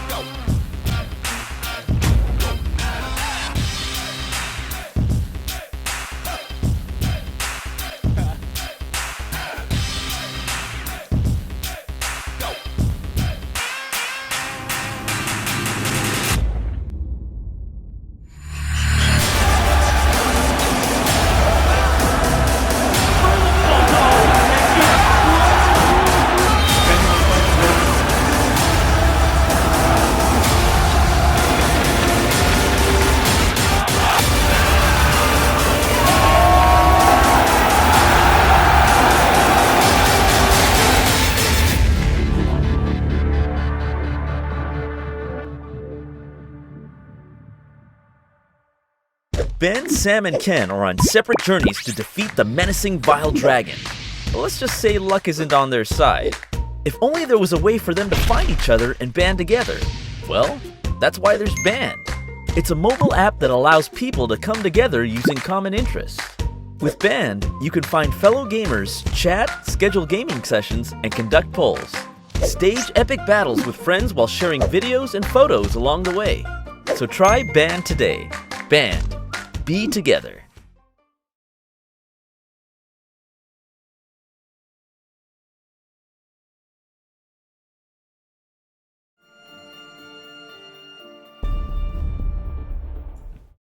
Welcome back, everybody, as we get into the next round here. We're still in round 1 for some of these teams as we get updates across the board on how they're all doing. And of course, we're going to take some time after this series to go over some of those updates. So you're definitely going to want to check that out. There's a lot of actions happening, a lot of games taking place right now as we kind of get ready for this matchup here.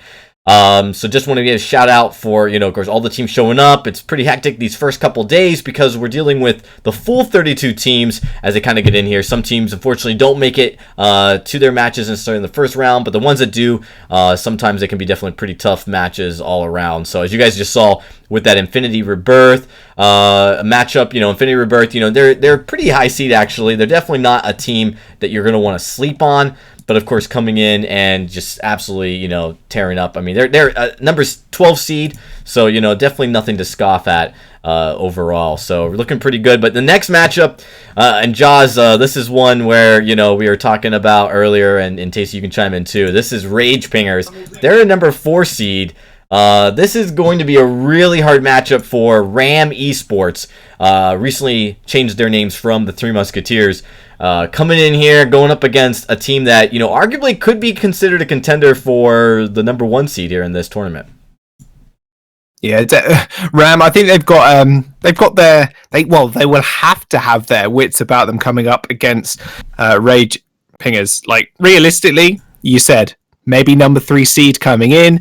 Man, they're gonna have to bring their A game and their A drafts as well. And I really want to know what they're gonna pick up, because Tasty was mentioning earlier, there's so many and so much of a variety of heroes coming into this, and we've already seen an Idris pick up, which I didn't expect to see so early on. Yeah, absolutely. I didn't really expect to see Idris too much, but again, everything seems to be viable right now as Idris gets a win under his belt. That's good, definitely good news for the Balance team here at Vainglory. I'm sure they're watching these matchups and seeing this massive diversity of heroes selected and just kind of, giving themselves a pat on the back because they did a phenomenal job with this patch. We did it. We did it, guys. We made an almost balanced, completely balanced MOBA. That's something hard. That's something hard to do. I'll tell you that. Yeah, and something when you look at almost every hero getting utilized. I mean, even in Worlds, we saw such a wide percentage of the heroes being used, and I feel like the last two updates and 2.0 really, shift things up. But Super Evil really putting a lot of emphasis on rebalancing to give a lot of these heroes a chance in the meta has really opened up the possibilities. I would say one aspect of it is because of how drastically different 2.0 is, that you're really seeing a lot of teams utilizing a whole bunch of different strategies, which means that there's probably still a few teams trying to figure out what truly is the most effective one, right? Tasty, you've probably seen a lot of this, and I don't know if Jaws, if you picked up on it, but rotations in the very first 2 minutes. It used to be like every update, those rotations were set in stone. Every team did exactly the same. That is no longer the case. It is every game is a different setup and scenario, and because you're talking about your early game being so different between different teams, that you're really seeing that that's how it plays into those compositions so much differently as well. So there's definitely still, I think, some feeling out for what the meta is, but I do think that this update for the first time has made more of the entire game somewhat of a unique strategy that's not necessarily tied down to one specific composition. Yeah, and one of the things that I love about those early rotations is that, like you said, every team has different strategies about it. Sometimes they'll go and just rush into the enemy side of the jungle looking for that level 1 fight. Some teams will play very defensively, just take their backs and be settled with it. Maybe make an early rotation to the lane. You never really know what a team is going to do, and a lot of times it does depend on the composition that they draft, whereas it used to be like the early game strategy would depend on the team itself, and it didn't really matter what composition they drafted. Their first rotation strategy was always the same, but now it heavily depends on who they actually pick up in the draft. Absolutely, and it can really dictate the whole pace of the game. Now late game comps really play very conservatively through the whole portion of the game, right? Like if they're more late game, they're not going to play an aggressive rotation. If they're early game, they're going to play that aggressive rotation. They're going to try to go all the way to the other side of the jungle, and sometimes it doesn't work out. There's a lot of risk associated with it now, with no healing pots or nothing being available for 4 minutes from a jungle shot perspective, and of course there's never any healing pots available in the jungle shot anymore. So there's a lot of risk going over engaging, over committing, and yet we still see teams find ways to snowball. And that's, I think, very important, is this update balances it for teams that are skill set balanced, but for teams that really have a strong mechanical skill mind and a strong strategy mind, it still allows them to dominate a game. Yeah, absolutely. And the strategy coming through from different teams is very, very diverse. As one of the things that, again, we really love to see on this patch especially is that massive amounts of diversity in terms of both draft strategy and in-game strategy. And so you never really know what you're going to get until you're actually on the fold and watching it happen before you. The mix-up and the switch-up is the best saying I could come up with for that one, Tasty. Just, so many things coming out, and are we going to see something like an Idris again? That's what I want to know, because maybe a few of these teams and players, in fact, have hero pools that are different to a lot of the pros that are coming out, or at least playing right now. I know at least, in Idris, I've not actually seen someone like Rogue play it, Echo Fox play it at the Vainglory Invitational, but it's being pulled out here, and it seemed to work super well for them. Yeah, absolutely. Definitely having some effect there in our first series for sure.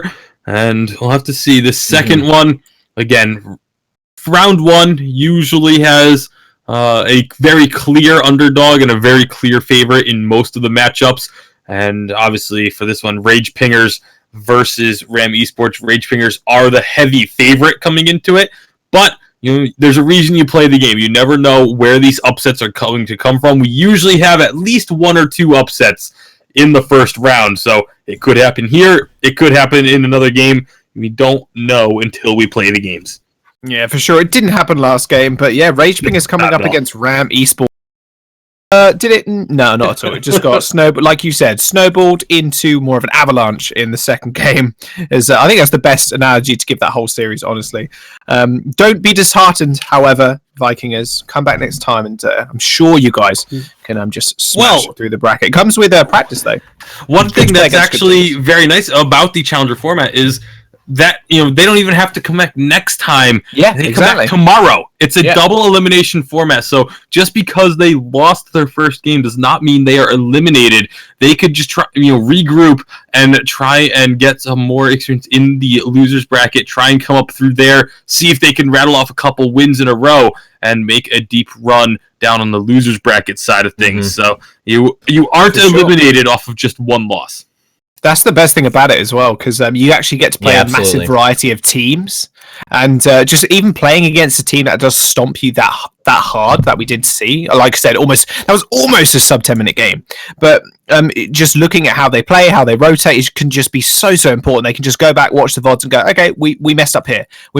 We could just do this, and that's the best thing about it, I think. Yeah, absolutely. The ability to learn from your losses. That's one of the things that I've always said in any sort of competitive environment is you don't learn anything unless you're playing against people who are better than you.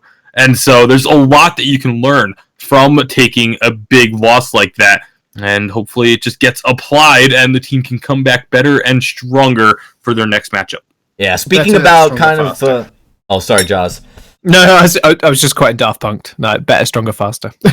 You can carry on now. All right, speaking about where teams are kind of at as far as losing, here is a quick update in the bracket. So far, of course, this is very preliminary, as a lot of teams are still sorting out their first round matches, and of course, we're getting into round 2. One Piece 101, of course, moving on as the team they are facing up did not check in today. We do see Demonic Sephora, and that's actually an upset. Demonic actually upsetting their team, and from what it can appear from our side, and then moving on to the next round. There could be a couple of reasons for that, of course. We do also see Hello Girls. They are going to be playing Infamous Halcyon. Those look like Infamous Halcyon upsetting Nysa, moving on to the later rounds. Otherwise, really no major upsets so far. Things seem to be moving along pretty smoothly. And then when we talk about, of course, the top teams, Team Enforcers, Rage Pingers, One Piece 101, and of course we expect Necrolite as well. Those teams all look to be moving on to the next round, so no major upsets there. So that's a quick little report for everybody as we kind of get ready for this game. So I do want to, of course, as we take a look at this roster again, real quick here on the side of Rage Pingers. So one of the things that I mentioned before was that Rage Pingers is kind of some of those original members. Truth of Light and the Big Dog were, they did play before together. Alex is no longer on this roster for this season. He was here before. They added Maurice the Beast this season, as well as Edial to coming in here a little bit, of change up in their support role. Maurice the Beast is going to be playing support for the Blank and Big Dog. But Tasty, you may remember the Blank, formerly known as Truth of Light. I mean, he was one of the top laners in the game, really performed well. He was on Necrolites at that time several seasons ago, and the Big Dog, he has a lot of experience as well. This roster has the potential, when playing at their best, to really be a contender for the VG8. Yeah, and going back to way back in the start of the stream, we were talking about teams that sort of have that one carry that sort of carries them through challengers and into the top 8. Necrolite with the Blank, formerly Truth of Light, was one of those teams. Like, they got all the way through challenges kind of on the strength and on the back of the Blank, and then the Blank couldn't play once they got into the top 8, and the team just immediately fell apart. So that was this is one of the teams that sort of should understand that you cannot make it and remain a competitive team without having a full roster of strong players and that team synergy. So look for Rage Pingers to try and make a deep run with the lineup that they have here. We'll see if they can do that. We are, however, into the draft. Ram Esports over on the blue side and over on the red. You guessed it, Rage Pingers and a Glaive and a Finban already coming through with a Petal first pick for Ram Esports. Tasty. Yeah, Petal obviously a high priority, but so is that Glaive. So they wanted to make sure that they got one of those two. They pick up the Petal. Lance Adagio going to be coming through from the other side, though. That's a nice duo there. And and you can really fit anything you want into that third and final pick for the side of Rage Pingers. Yeah, you can indeed. Does look like Temple King wants his hands on the Arden. So Arden's not been too well utilized in the last couple of games. We'll see if Ram Esports can make that work this time. Fox is going to be the last pickup, and Jungle is going to get his hands on that one, or at least his team's hands on that one, as the last pick is going to come through for Rage Pingers. And yeah, like you mentioned, kind of an open-ended composition right now. I want to see what they're going to lock in. I was hoping it might be Catherine Jungle, something I've been trying a little bit. Don't try it, it's terrible. It's awful. A couple of teams tried to make it a thing last season that we had, and it fell flat on its face horribly. It doesn't work for me either, trust me. Like, I've lost. So I'm sorry to the players that have played on my team. Sorry for that. But Kestrel is actually going to be the last last pick even for Rage Pingers. So that's going to be round out the compositions quite nicely for either team. Yeah, both teams actually getting a pretty strong composition. I feel like they're both going to be fairly happy with this draft. Of course, Glaive Vox Pell means we're going to be seeing most likely that Captain Glaive, but still has, or sorry, not Glaive, it's Arden, not Glaive. Speaking of skins that make heroes look like other heroes. Yeah. The splash art for the Arden, definitely the Gladiator Arden. It's an awesome skin in-game, but the splash art makes him kind of look a little bit like Glaive. Especially when you're wanting the Glaive so badly. Yeah, you want it so badly that you imagine the Arden is him. Come on, man. Like, I really wish they had Glaive. Do skins win? I mean, if they do, Ram has certainly got the edge already. Speaking about edges, however, the Beast is going to take a lot of damage in this early game, but Kestrel damage coming up quite hard as well, and Big Dog is just chunking out Trample King. Wow. Does look like Rage Pingers are just pinging just Ram Esports back. As you can see, the Arden does get rooted. Trample King going really low here. Does manage to get the dash to the Petal. They're trying to chase him up. In fact, that's going to be First Blood going straight over to that Lance Tasty. And watch for Maurice the Beast has that Impale up once more. Is going to land it, but there's no one really to follow up. The rest of the team sort of backs away. The boots goes in! The boots first buy, Tasty! Excellent play from Maurice the Beast and the rest of Rage Pingers, picking up 2 early kills here, Jaws, and a very, very smart heads-up play, saving those boots that long until the opportune moment. Oh man, Rage Pingers. Can you imagine if the Beast started with Oak Heart there? He would just be kicking himself right now. But yeah, the boots do pay off in the early game, and 2 kills already. And hey, they're on your Lance, which means, are they going to build damage on Lance, Tasty? Probably not, but a man can wish, right? Yeah, probably not. But you never know. We used to see this all the time. Is these Captain Lances actually ending up with a little bit of damage early on, just because the base damage is so high, and just really emphasize that early strength. But Maurice the Beast, obviously now with the changes to the shop, not being able to just duck down and quickly grab a weapon blade or two, so very likely not going to actually end up going for that strategy. And we'll have to see where they decide to go with this, because that is a nice advantage that they did pick up. You aren't wrong. Temple King did want a little bit of Maurice. However, he will be able to back off nice and steadily with the help of the Big Dog in the lane. And Kestrel's just farming up an absolute storm here. Blank, obviously, in the bottom line. She did actually take the Elder Treant there, so that's going to be a lot of gold on her side as well, as Petal just kind of left that one uncontested. Yeah, and that's something we see actually fairly frequently, is teams just not really contesting the Ancient Treant too much. Early on, it does so much damage that you don't necessarily expect your opponent to go for it right off the bat, but the Blank, knowing that he had the damage on this Kestrel, the weapon power Kestrel, is able to take that Ancient Treant, get a little bit of extra gold, and you look at the CS numbers, 20 to 11 through the jungle, because right now it is Antirinum? Yep, names are hard, man. Especially when they're not simple. Yeah. We have everything else, Jungle, Blank, and then we have his name. And which kind of bothers me a little bit, that Jungle is the laner. Yeah, I was thinking that. I was like, he is definitely the jungler. There's no way he lanes? Oh, okay, that's weird. Definitely triggered. I'm not. Yeah, I was a little bit confused in the loading screen actually. That as we say that now, doesn't like the ancient treant is going to get taken. However, it will go over to Ram this time, and yeah, Anti. If we call him Anti, that might be a little bit easier. Yeah. I think that's what I'm going to go for here. This is just Anti, but Anti, spending a lot of time up in the lane. The jungle does intensify. So that is the last ancient treant to go down, but Anti coming up from the jungle once again just to try and push Ragepingers back away from this turret. Oh, later. Yep, just forces Anti away. Maurice doing a fantastic job of getting away from that. However, Temple King wants a little bit of Maurice. They are just pushing the back here, but you can see Kestrel on the sidelines. They've got to be really careful. She does so much damage and has got the level 6 as well. Anti taking a little bit of damage. Those Munchkins will end up falling. However, Big Dog is going to push in the lane as well. Jungle's just not having an easy time. And in fact, Temple King's not having an easy time either. One shot, one kill, watch out! Doesn't end up getting the guard in there. However, they are just diving under the tower. That will be a kill for the Adagio. Jungle is going to go low really as well. Double kill coming through, in fact, for Big Dog. They managed to double the tower aggro. Temple, oh no, just showed himself from the bush, Tasty. Lance is going to go in. The root comes through. The triple kill as well. And he survives the tower hits. Oh my goodness, I'm surprised that wasn't an ace. That was so close to being an ace, but the respawns did come through. A triple kill for the Big Dog.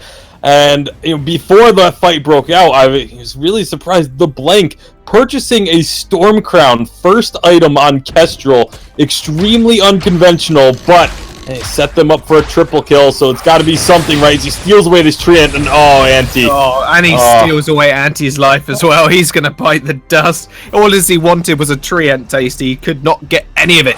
They are going to just jump straight to the shop, and already this squad of Ragepingers 6-0.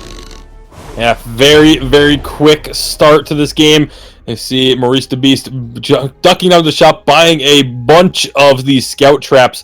So he's going to be looking to litter the fold with vision so that they know where their opponents are at all times and can make their plays and their movements based on that knowledge. As well, everyone's going to be up in the lane for now. Oh, speaking of movements, Maurice is going really hard. Didn't realize Anti was there. Beautiful Githian wall just to push everybody back. He's going to be safe, and the Big Dog is still going to be pretty big on this map. He's doing a lot of damage right now. You can see him 3-0-3, and just the amount of suppression that he can just provide in the lane is just absolutely horrible. And you can see already, Blank, this guy's just toying with Anti now, isn't he? The Blank is building crystal power now. This is going to be such an unconventional Kestrel build. Obviously, not necessarily going crystal power Kestrel, but the Storm Crown Kestrel. But look at the work he's doing in the jungle. Able to steal away his camp so easily. Trouble. Level 8 to level 5. Anti doesn't even have the ultimate one-shot, one kill. Completely misses Anti. He's going to bounce on out of there. Does manage to actually get out nice and safely. However, that level disparity is so massive, Tasty. And look at these glimmer shots. The Blank is just taking down this Crystal Sentry. No problems. Only 2 lives remaining on it at 7 minutes. That is just ridiculous what the Blank is able to do already. Thanks to this massive start Ragepingers have gotten themselves off to. Yeah, indeed. And even Maurice is having a little fun in the top lane. Just tanking tower hit after tower hit. He's not too bothered, apparently. And just end up backing off. The dog as well. I mean, look at the dog's CS. Oh, the Big Dog's even CS compared to Blank's right now. 61 to 72. That just shows how much Blank just wants to get ahead on this Kestrel pick. Yeah, a lot of CS going over to the Blank. You look at the difference between Anti and the Blank. That's 14 CS for Anti. There's just been nothing for this Petal to pick up. Just finished Petal's the first tier 3 item for. I mean, we're on the verge of the Blank having their second tier 3 completed. So it is just a large disparity. However, Blank with a beautiful dodge out of the gauntlet. However, he's taking a lot of damage. Anti is going down as well. Blank, will he end up falling? I'm not sure he will. That was a beautiful heal coming through from the Lance there. And Anti's going to have to back off. No blood has been shed yet. Tasty. However, Blank, he's playing it risky. Look at that HP bar. However, he's got a lot of damage. They could easily tower dive at this current point. And does look like Ram Esports yet again just playing on this back foot. Yeah, very responsive, very reactive plays coming out from Ram. At least they don't give up any deaths there. but they had such a good opportunity to pick up a kill on the Blank and were unable to pull it off. A nice one shot does hit onto Tamale King, but no kills again. However, there's only so long that just saying, oh, well, at least we didn't give up a kill will be viable. Eventually you do need to manage to turn those situations back around in your favor. I mean, the Blank was completely caught out, stuck in the gauntlet, and they weren't able to capitalize. That's got to be a little bit disheartening. Oh yeah, absolutely. And it does look like Tamal actually wanted to go in on that one, but just couldn't do anything. Without the gauntlet, I just feel that he just cannot do much in these fights. And you can see yet again Blank just scouting around, just trying to find somebody to try and kill, because he's got a lot of kills to his name. The tower is almost going to fall here. Jungle is going to be able to chase off the rest of Rage Pingers. However, yet again, there we go. Sentry has fallen, and he's just soloing the entire side of Petal's jungle. It's absolutely disgusting. Yeah, remember when we last checked in about a minute and a half ago about where Anti was on farm? Since then, Petal has gotten 1 CS. 1 extra CS. I think it was a lane minion as well. That is just absolutely brutal. It's so tough to really, you want to do something, you want to make some sort of response to this, but there's just nothing you can do because you fall so far behind that when you try and capitalize on someone being out of position, you don't have the damage to actually pick up the kill. You can't get farm anywhere because it's constantly being stolen by the Blank, and it's such a rough position to be in for this Petal. I am not envy this situation, but they're gonna look to try and make something happen here. Blank with the Duke away from Trample, just firing back with the Glimmer shots. He is going to be here. The Beast is going to have a humongous front line on him. Anti just doesn't stand a chance, does he? 1 shot, 1 kill comes out. It strikes him down, and he will end up picking up another kill. Tamal had to be careful there. Doesn't end up falling, but that doesn't mean the tower is wide open for them, Tasty, with only jungle in their way. And once they get these minions in here to strip away that barrier, you got to figure the turret's going to fall. Sentry is eliminated. Sub 11 minutes. There is no more extra defense in the jungle for the side of Ram Esports. Oh my goodness, with that Blank soloing his 3rd Sentry away, 1 shot, 1 kill, doing 590 damage to Anti, and those Glimmer shots to follow up as well, almost taking him down. Tamal wants to find something here, but he just cannot. Lance goes in with the Impale, does end up missing. However, the pressure isn't going to be there. And Jungle just not had an impact in these fights. And you can see the big dog just, you step up to me, no problem. I'll take 2 kills from your team. With Tamal the only man standing, the Glimmer shots come through. I'm pretty sure he's going to go down. Oh, come on, the Beast just popped him straight out of the 1 shot, 1 kill. Turret goes down, Tasty. And is that going to be game over? 0-9 at this point in the game. Yeah, it's feeling like that, especially without having that sentry there. A lot of times the comeback opportunities comes from forcing a fight around that crystal sentry, but that's not even an option for Ram anymore. The Blank just took that out in very rapid fashion. The only sort of downside is Tamale King and the Blank sort of have a tickle fight for a little bit. Oh, he might have a little bit more than that now. The gauntlet does come down. It does stand up, stunning up Blank, but it doesn't mean Big Door's not going to be there. He's got huge damage, huge kills, ends up picking up 1. Tamal King is going to go down as well for the double kill. Anti, with his little flying saucer, is going to be able to get out of there, hops away on it. That's going to be another double kill, almost an ace there if Anti stayed around just a little bit longer. And I can imagine they're going to go for either the gold miner here or the next tower. That's what I was going to say, is the only negative that I can even think of for Rage Pingers right now is that they haven't touched the gold miner. That's the only, little bit of inefficiency that they have had in their game thus far, as they are already pushing in onto this 3rd and final lane turret. Getting a good bit of damage down. The big dog is so farmed, so much damage on those triple offensive items that he's got. This double crystal power composition, we don't normally see double crystal power right now. It's so much better for most compositions to just split your damage, but they have had no troubles. Oh my goodness, I assumed Temple was just going to kind of dive in there with the gauntlet, but knowing Blank is just around the corner every which way and moment, you just can't do it, can you? You cannot commit that far in. Jungle and Anti just don't have the damage to match it. And with that said, obviously just pushing onto this tower now, or this turret even, Tamil is just taking a lot of damage. It ends up going down. Will they be able to force a fight here? Blank is going to come around from the side. Tamil's taking so much here. Beautiful Githian wall to knock back two of them. One shot, one kill comes out. Tamil takes the brunt of that one. He will end up going back to his base for just to regain his HP. But with that, the base is broken, Tasty. Yeah, they have a path into the base for Rage Pingers. Big Dog sticking around, even though he's the only one there. He's still saying, you know what, you guys can come at me if you want to. I mean, he could probably take them at this point. He has so much damage built up, but he's got 2.8 thousand gold to go spend, so he's going to go pick up an Aegis, become even more tanky, get those 2 or 3 boots as well to be able to chase things down. The gold mine was finally taken, the only gold miner of the game, most likely. Big Dog walking right into a brush. Big Dog, big fight, big ult. The gauntlet comes down. He ends up getting stunned here. Does end up zipping away using those boots, but Anti taking a lot of damage, but Blank from the sidelines takes him out with a glimmer shot. That's a double kill as well. And you can see here, Somali's just tried to run away. One shot, one kill. Ooh, just scraping his boots. Ends up falling to Maurice Dabiste. Ace comes through there, Tasty. Is that going to be the end of the game? I think so, and that will be 1-0 for Rage Pingers in this best of 3. Yeah, perfect position on that one-shot, one-kill.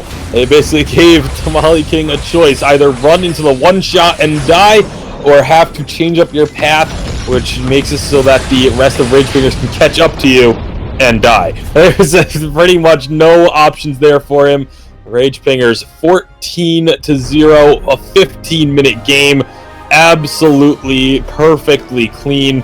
Nothing given up to their opponents. And, well, that is, again, sort of what we expected coming into this one. Rage Pingers, a much higher seed than RAM and a much more established team than RAM Esports are. But, you know, there were a couple opportunities for RAM in there. But for the most part, this game was all Rage Pingers. Yeah, all but over, and wow, I can't help but imagine that Blank was just kind of the catalyst to some of these engages in this game. I mean, that was incredible jungling coming out from him. Just shutting down a Petal like that is no mean feat either. But coming through as a CP Kestrel, just out farming her quite easily and just denying her so much. Just incredible play from Blank for sure. Yeah, and not just the CP Kestrel, but the unconventional build going with the Storm Crown and the Aftershock on the Kestrel. That is something that I don't think I've actually seen before on that specific hero, but obviously worked wonders here for the Blank. Was able to just completely dominate the jungle as a result, and well, we'll see. Can RAM Esports come up with something to try and turn the series back in their favor? We're getting set for game number 2. Game number 2 will be on their way. I think Dragon is going to come back in. Hello, my friend. That was a tasty game for sure.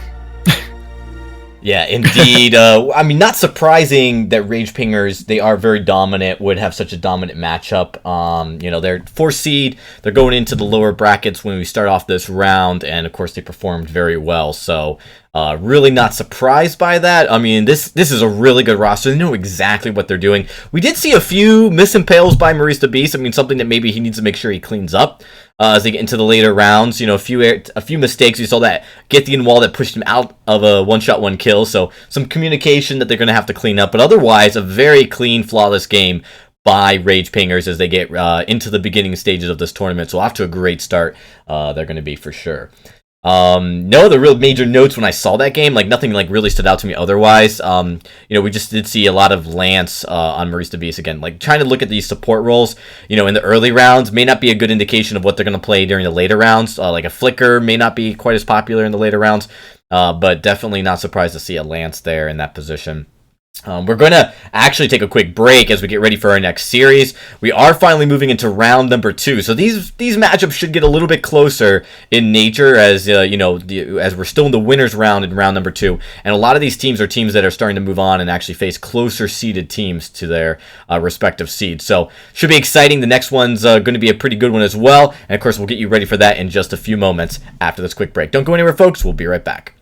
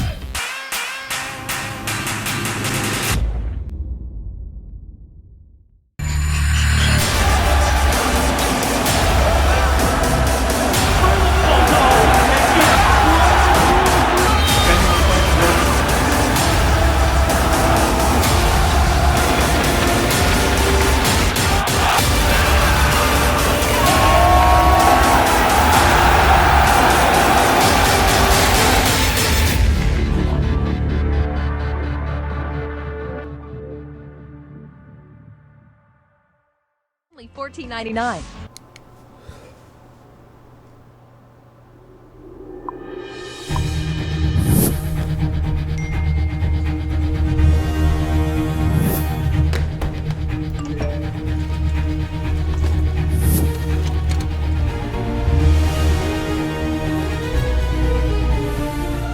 Don't miss the call. Download Band. Communication made easy.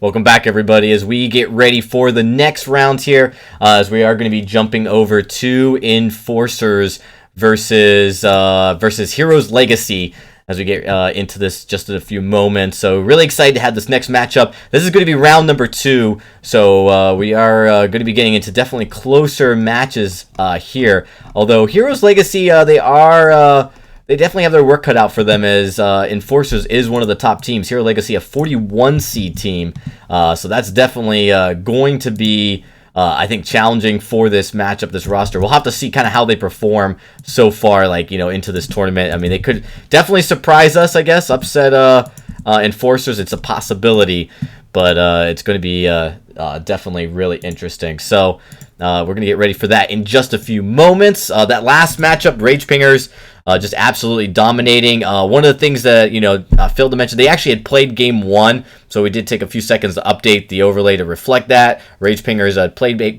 game 1 on A side, and then played B side, so dominating that in 2-0 fashion. Pretty big. And you did say, obviously, that, we were mentioning that there could be some big upsets here. And Enforcers possibly could upset Heroes Legacy, and that's something that I'm looking forward to see. Absolutely. I mean, Enforcers, we're talking about seeding wise, and, you have to kind of look at the brackets. It's not necessarily obvious right on the face of it. They're in 9th seed going up against a 41 seed. So even though we're in round 2, this is still a pretty tough matchup. But I think what's interesting about this is the fact that Heroes Legacy upsetting their opponent, Cynical ES, to kind of make into this spot. So we'll have to see kind of what that means for Heroes to kind of get into the spot. I'm not sure. I didn't get confirmation if they won through via forfeit or if they actually beat Cynical ES, which was a much higher seed. So without that specific knowledge, it's hard to gauge really how strong this roster might be. So we'll see kind of how Enforcers handles it going into this round here in just a few moments. We do also we're trying to get some other matchups ready for after this, as we still want to be able to bring you guys some more exciting matchups, and one of which might be Hello Girls versus Infamous Halcyon. Exciting part about that is one of the oldest, high competitive players in Vainglory, Big Paws, is on that roster with a few other really exciting names. So if we're able to get to that matchup before this one ends, we'll be really excited to kind of showcase that one as well. So just a few more minutes before everybody gets on and we get into this next matchup, but let's take a quick look at the rosters. So with that, it is one of the exciting things about this roster is on Enforcers, you do have some pretty awesome names like Lone Doge and Neon Fire. These are players that have, been playing Vainglory for a long time, made a lot of name for them, big name for themselves. One note that I did get was that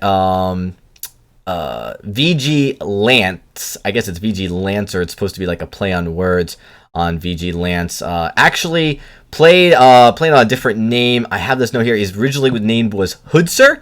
So I think Tasty Bacon, that might be a name that you remember as definitely one of those players that's been playing on this team. Enforcers have been playing pretty impressively. One of the things that's incredible about this, and Jaws, I don't know if you were on this stream when we watched it, but there were some competitive matches that happened during winter, and Enforcers actually beat Cloud9 in one of those competitive matches. So, they took a game off of them. They didn't beat them through the whole series, but they played really close in the second game as well.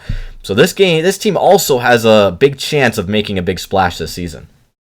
Yeah, possibly a big question mark above their heads. If they can take a game off someone like Cloud9, I mean, there's all to expect from this team coming into just this game, let alone the whole tournament. I mean, it's going to be... I'm curious to find out whether Heroes Legacy can kind of bring their A game as well. I mean, we've seen 2 not so close best of 3s already. I mean, Tasty, how are you feeling about this, man? Well, I mean, if you look at the seeds, it's again another heavy favorite in Team Enforcers over Heroes Legacy, but again, we don't know what happened in the previous match for Heroes Legacy, and sometimes we do have these teams that come in from a much lower seed just because they're unproven. They're player names that we just haven't heard of before, and so they get a lower seed and then come in and just surprise everyone. That's the whole point of challengers. That's why the challengers even exist, is for these teams of just players in the community to put together a team and just come in and compete and see what they can do. And sometimes you do find those diamonds in the rough that come from the bottom half of the seeding and end up in those challenge battles. It happens more frequently than you would expect. And so maybe Heroes Legacy, they have a chance to try and be one of those teams. Absolutely.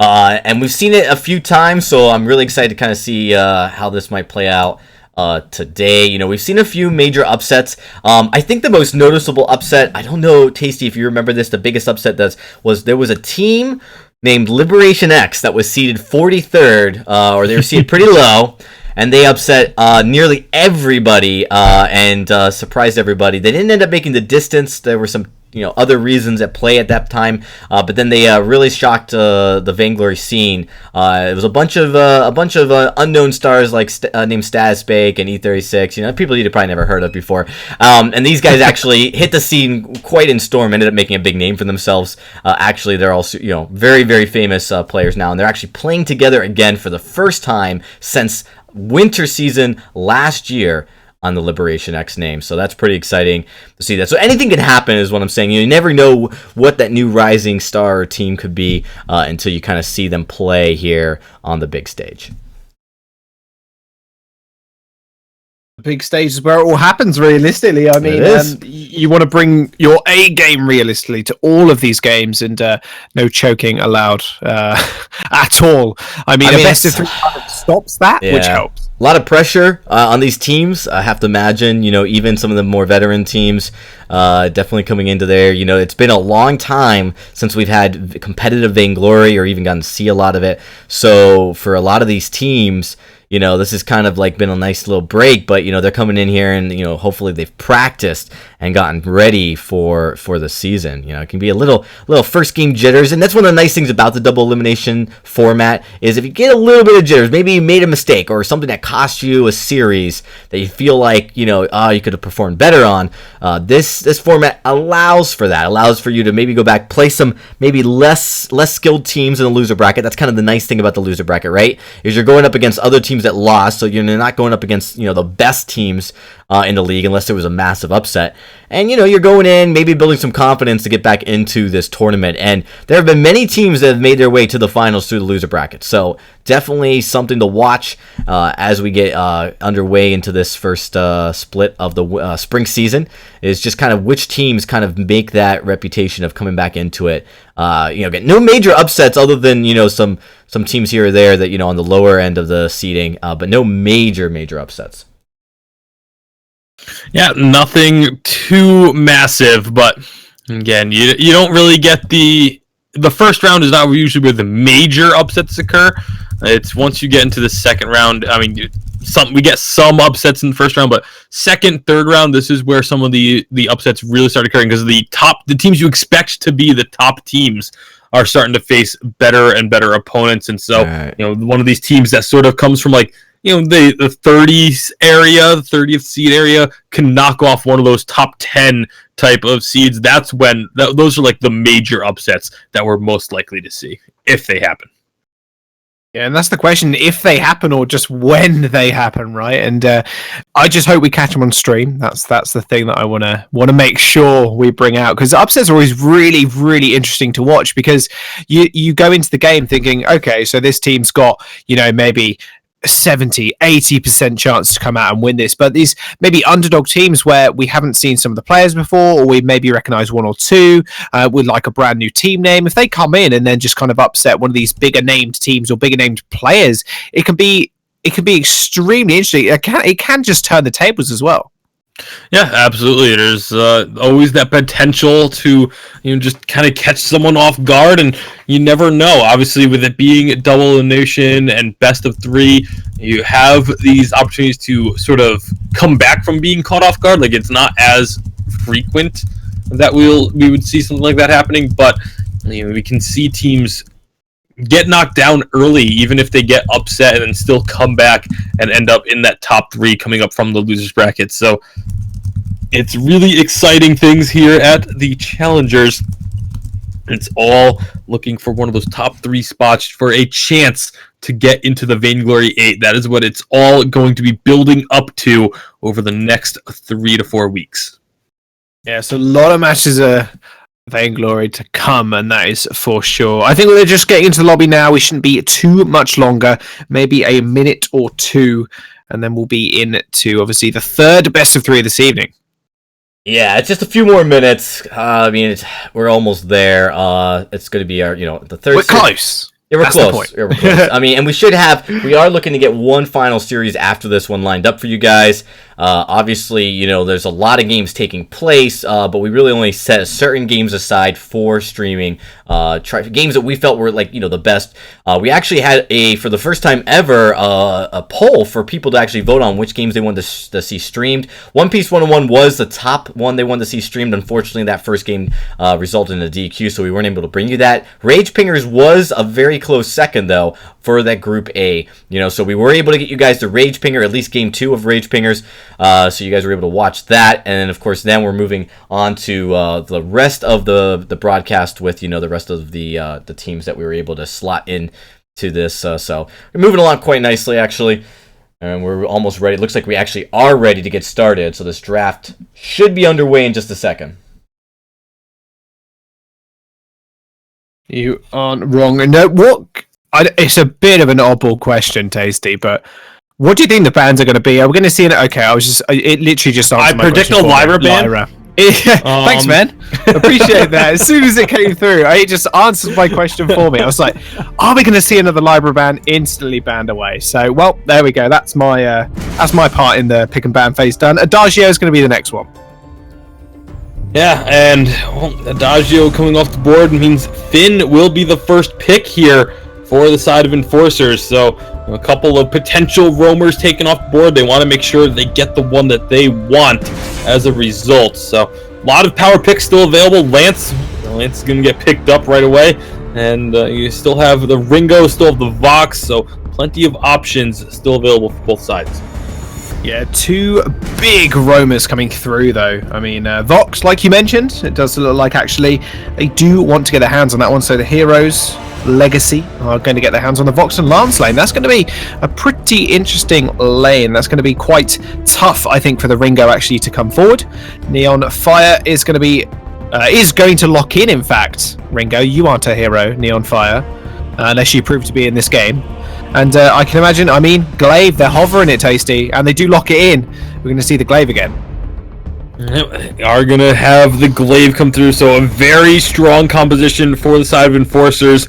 Ringo, Glaive, that duo alone is enough to make the opposing laner kind of think twice about what they're planning on doing. But you throw a Finn into the mix as well, there's just so much damage and it's so difficult to return that damage as a result. Yeah, for sure, and that will mean the last pick goes over to Scar, and that will be a Skye lock-in. We haven't seen a Skye yet today, but coming through to this match, coming up against that Ringo, like you mentioned, it can be extremely hard to break that Ringo and Glaive duo, but can Skye do it? That is the question. Well, that's the question we will get an answer to within the next 20 minutes or so. That we will. That is for certain. But either way, we are on to the fold. Things are about to kick off. We'll see what the two teams decide to do early on. If they go for that early level 1 fight, they both have a pretty strong level 1. I feel like the edge there might have to go to the side of Heroes Legacy, just because the Lance and the Skye are just super strong level 1, but it doesn't look like either team is going to be too interested in actually having that fight happen. Nope, they are not. Doesn't like Sky is just gonna take her fronts without too much hassle. In fact, and Po, Fuge, and Neon Fire are just gonna head towards the lane as well. So Glaive, no help for you, and Pixelated as well is gonna join them. So it's gonna be a relatively normal start for both laners. And with that Glaive pathing, obviously going from fronts to backs there, Tasty. I mean, is Sky going to be going to be able to have as much impact as this Glaive in this early game? I mean, the early game can definitely have a massive impact with this Glaive, especially going onto the Vox. It does have the Sonic Zoom, at least a little bit of escape, but typically not enough. Typically not enough, and we'll see if they do end up trying to make an early move. Scar is going to come forward, however, to the lane, but it does look like you can see Glaive on the bottom side there is going to actually take up the Elder Treant, and that will mean a little bit extra gold. And we saw what happened last time. Kestrel just kind of popped off as soon as she started just power farming through the jungle. Well, right now the power farming is going to be the goal for both of these junglers, just trying to clear the camps out as quickly as they can so that they can then make a path up into the lane and try and have an impact on this early game. But thus far, been pretty even. Both sides just farming up.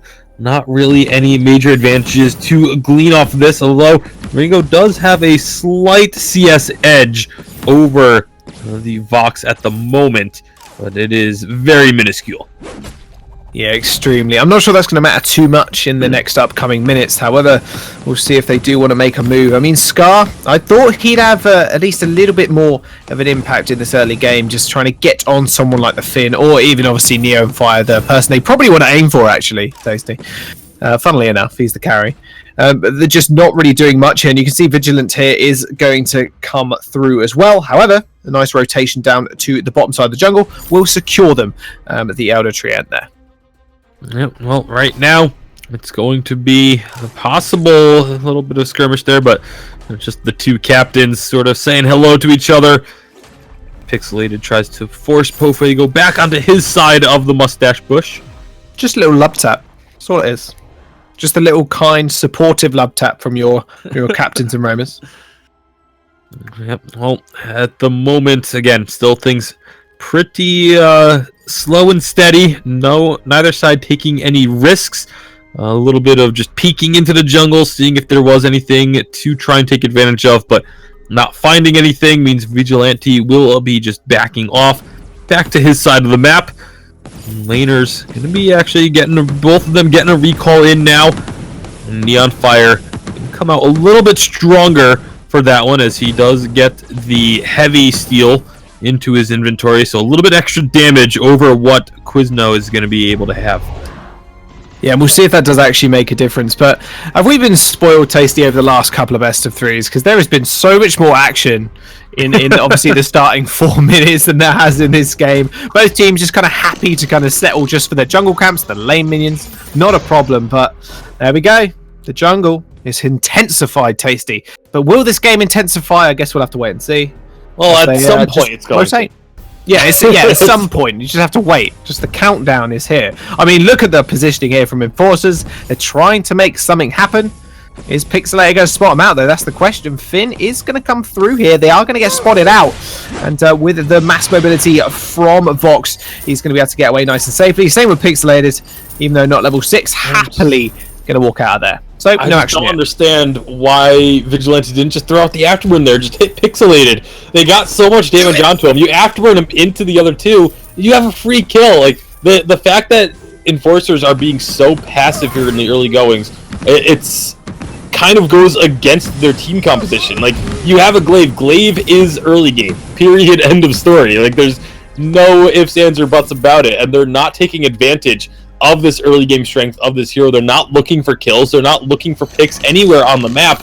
And as a result, I feel like they're really just giving a lot of leeway to their opponents. I mean, Heroes Legacy, they're just going to be able to farm up, build up their stuff, and Glaive is eventually going to fall off, whereas no one on the side of Heroes Legacy is really going to fall off in terms of damage, except for the Lance, but he's the captain. He's only there for the utility anyway.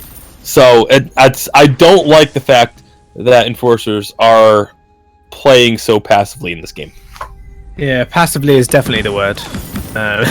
Not much has happened at all, and I was going to interrupt you there for the Finn battle, but kind of, well, you know what his passive does, just resists literally everything and just walks away without a chip on his shoulder. But he's just going to go back to lane, not a problem. Obviously, he has got the fountain now available. Same with the lance. Pixelated obviously did pick up that one a minute ago, so no action just yet. 6 minutes into the game, Tasty, nothing happening.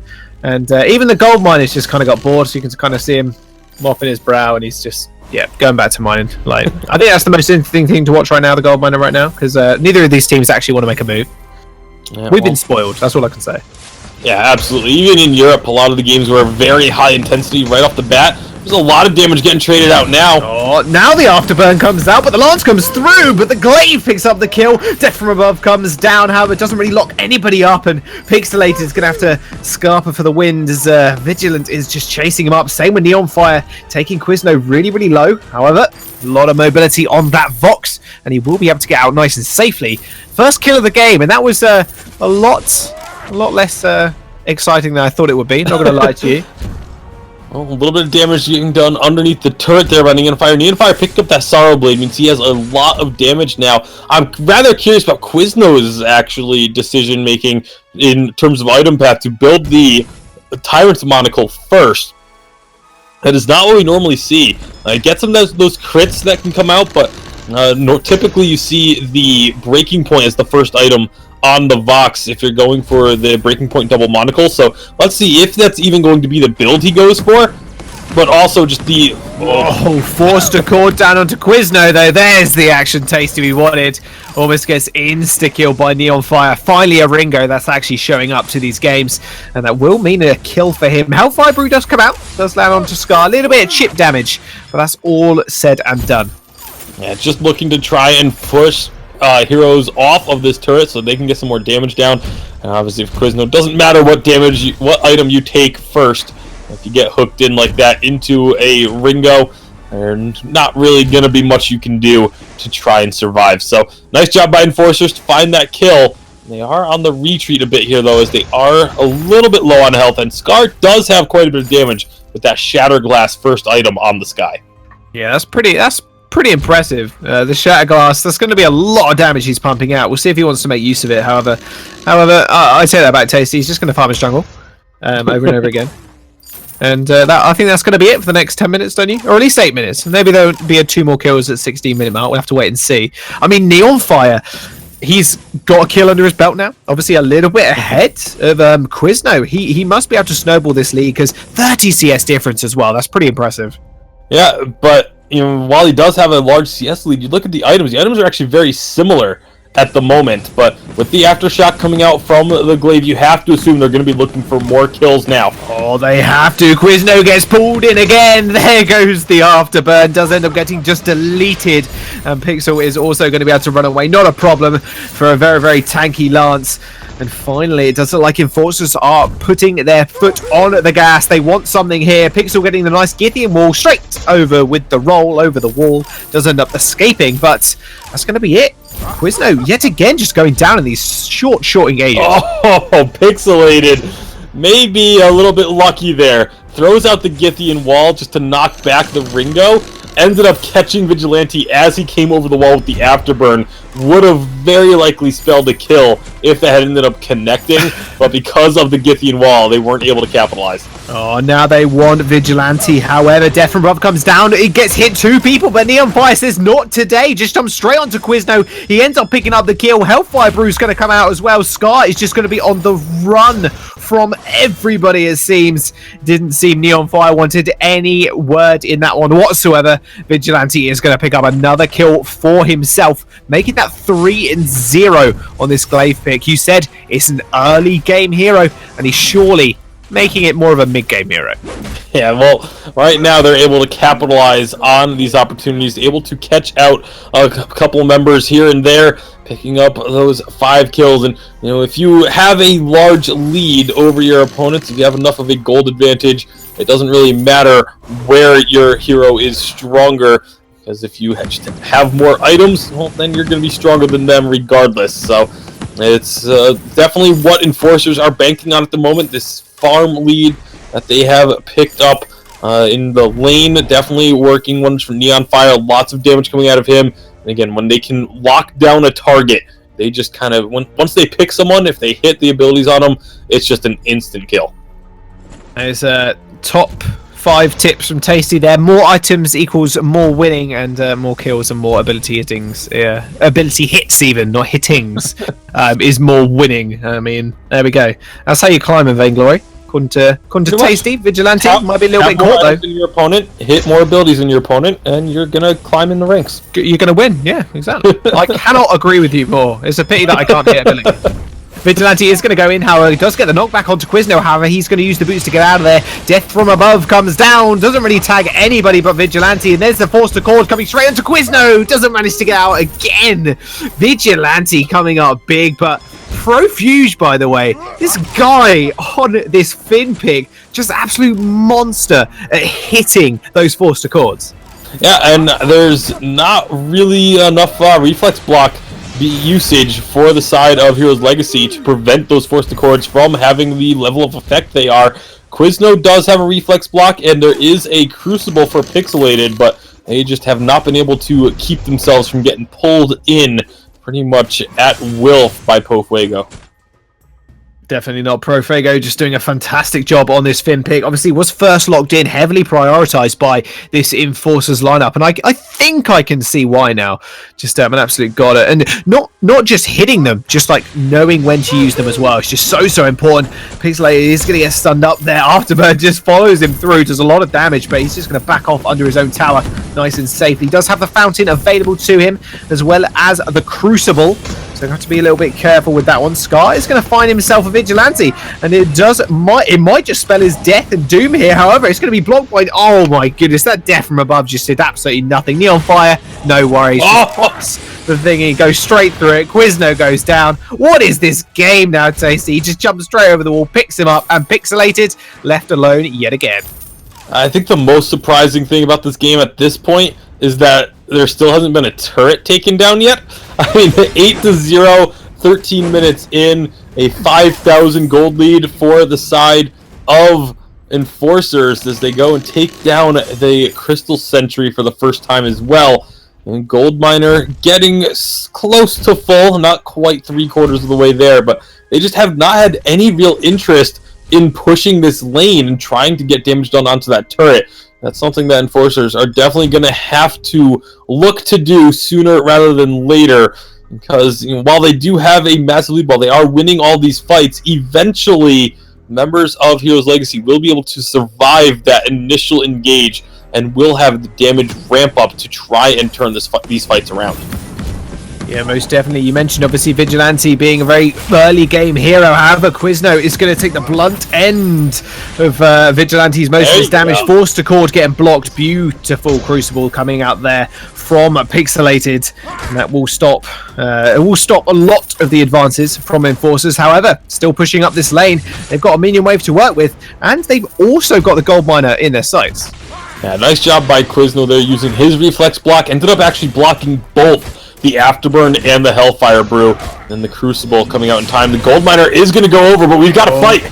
It is going to go down. That's a nice gold payout, but it might be a little bit more thereafter. Pixelated, so close to going down. Scar jumps over the wall. Will they be able to all escape? I'm not sure. Neon Fire is going to be able to chase Pixelated down. Just 2 taps him. 2 love taps to the back. Ends up taking him down. Neon Fire, he's been a solid addition to this team in the Ringo pick. However, Quizno is next on the menu. He ends up picking himself another kill. 505 on this Ringo pick right now. Death from above. More like tickles them from above, and they will take the tower or turret even, and that will be the first one going down of the game. And my goodness, that was a terrible pun. I'm never using that one again. people can flame me all they want for that one, because that was just terrible. All puns are appreciated here in the well, world of Vainglory, though, so nothing to worry about, as there is 10 kills to 0 now for the side of Enforcers. They do get that first turret destroyed. It's going to open up the map quite a bit for them. Kraken has spawned, so that is going to be an objective both teams will have to worry about. But again, the fights, while they haven't picked up a kill, actually have to hold that thought. Yep, maybe they will pick up a kill, but Pixelator is in the middle of all of them, does use the roll away, but he's just getting chunked down. Look at this damage coming out from Neon Fire here. They're just going to be able to now segregate oh my goodness, Quizno just gets segregated completely from his team. Hot Pixelator is going to be there, forced to call on to both of them. Scar's taking a lot of damage. Perfect kiting there coming out from the Ringo, and now Scar's going to end up falling. Pixelator is the last on the menu. Triple kill, and the ace is going to come through from Vigilante, and that will be the Sentry defeated as well. So they're going to take an extra prize for them. Kraken is next on their sights, and I can imagine that's going to go over fairly easily, and this might be another perfect game here, Tasty. 13-0 right now. Yeah, Vigilante coming in with the Storm Crown's going to make this Kraken go even quicker as they capture that with only Quizno. Actually, nope, Scar will come back up just before Kraken gets unleashed, but no chance of trying to steal that one away, as Kraken will be now making her way down the lane. There's still quite a few turrets to go through for the side of Enforcers, but the way that they have been winning these team fights, they should be looking to try and end the game with this push. Yeah, that's what they're looking to do. Neon Fire just doing so much damage to that tower. They end up destroying it before the Kraken even gets there. Hellfire Brew comes out. That's going straight towards Scar. So a lot of chunk damage on him. He's going to have to back off for just the moment. There comes the Afterburn straight down onto Quizno's forced to board as well. Now he's just in the middle of the enemy team. Nothing to do. Ends up falling. Pixelated as well. He isn't going to be long for this world. Although the rest of their team is just going to back off now. Take the turret. No problem. Scar is just trying all she can on that Sky pick, just not working out. Pixelate is going to get chased down. Afterbird to finish the kill. Kind of a big deal indeed. Vigilante just doing so much work in this game. Another turret is going to fall. Scar gets pulled in. He's going to go down as well, Tasty. I think it's all over. Yeah, this is going to be game. There are two things in that fight that I wanted to touch on. First one was the beautiful use of the Afterburn. I mean, they're still going to keep fighting, but this game is over. But Vigilante afterburning in and then waited for Pofuego to hit the Forced Accord. So not only did Quizno then get pulled back from the Forced Accord, then got afterburned and ended up behind the side of Enforcers as a result. Beautiful play there. The second thing was the Crystal Sentry just walking past the fight, just had literally zero interest in helping the team, just completely ignored the team fight that was going on. I was like, I'm just going to go to my spot. I don't want to deal with that. And it's not dealing. I'm not surprised. He was just like, you know what, guys? I think you lost that in the early game. I'm just going to chill at the back for a little bit and grab a beer, and then we'll be off. But that's going to be it. 1-0 already. Enforcers with a dominating game. And, you know, we talked about as we get into the later stage of these brackets, these matchups should get a bit closer. But Enforcers, one of those teams to watch going into this tournament. You know, they're ranked in the top 10, but they really can perform at a very high level when they're playing at their best. And Heroes just not able to do the trick there for that matchup. But this is game one. They got a chance to redeem themselves here in game number 2. So we'll see if we get things switched around to get into game number 2, how Heroes is going to play up. I actually think they're almost ready to go into this next draft. Not sure if any of you guys need to grab some water real quick before we get into game number 2. What a good idea. You guys ready to go? Almost? All right, yeah. We'll grab it real quick. We'll take a quick break, but when we get back here, we should be ready to get right into the second game, so don't go anywhere, folks. Game number 2 of this Best of 3 series will be right after this break.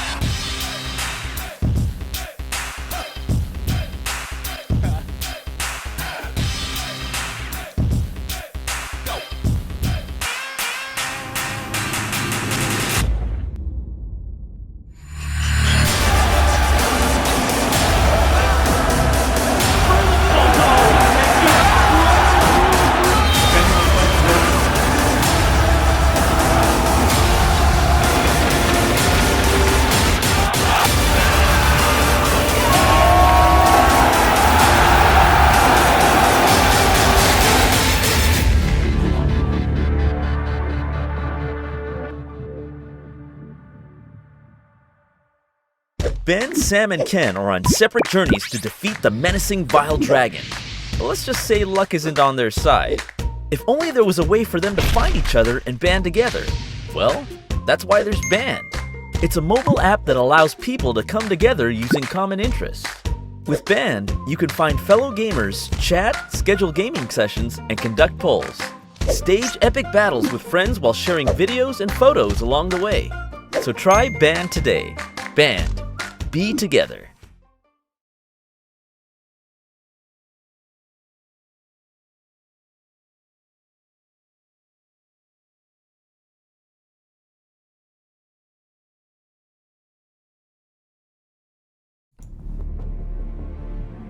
All right, well, we are back and ready to go for this second matchup of the game. Tasty Bacon alongside me is Jaws making his I'm trying to First, think of, man.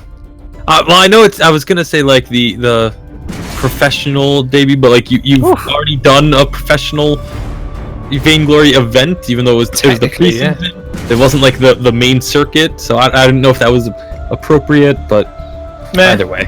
Well, I'm here. That's the point, right? That's the main thing, Tasty. You're here with me, I'm here with you. Regular We're getting into season game number debut. 2. There you go. Yeah, there you go. Regular season. Well, 2 bands coming through already. Vox and the Ringo band away, and Quizno decides, I've had enough of getting afterburned. Let's take the glaive for ourselves. Yep, we're gonna pick up the glaive. Glaive, I feel like, is going to get more and more hotly contested as the season goes on. It is such a strong pick that can just completely change the course of the game within the first, I mean, that time we saw within the first 10 minutes, but usually within the first 5 minutes, a glaive can just completely change the game. But double heal composition for the side of Enforcers. This could be very, very scary to deal with, especially depending on who they take as their third. Oh yeah, I mean, I've had so much fun playing Lyra over the past few days. I'm not going to lie to you, I'm one of those players. Plays Lyra all the time. Insta-lock? No, I don't. I wait for everybody else to lock in, then decide. Mostly it's Lyra though. So yeah, that's going to be extremely annoying, especially with the Adagio, like you mentioned. My goodness, so many heals, but Finn is going to be the lock-in for Pixelated. And what is going to be this last pick? I mean, obviously it's going to have to be Elena, but what is it going to be? It looks like it's going to be the Saw. So there's a lot of open options here coming out for Enforcers.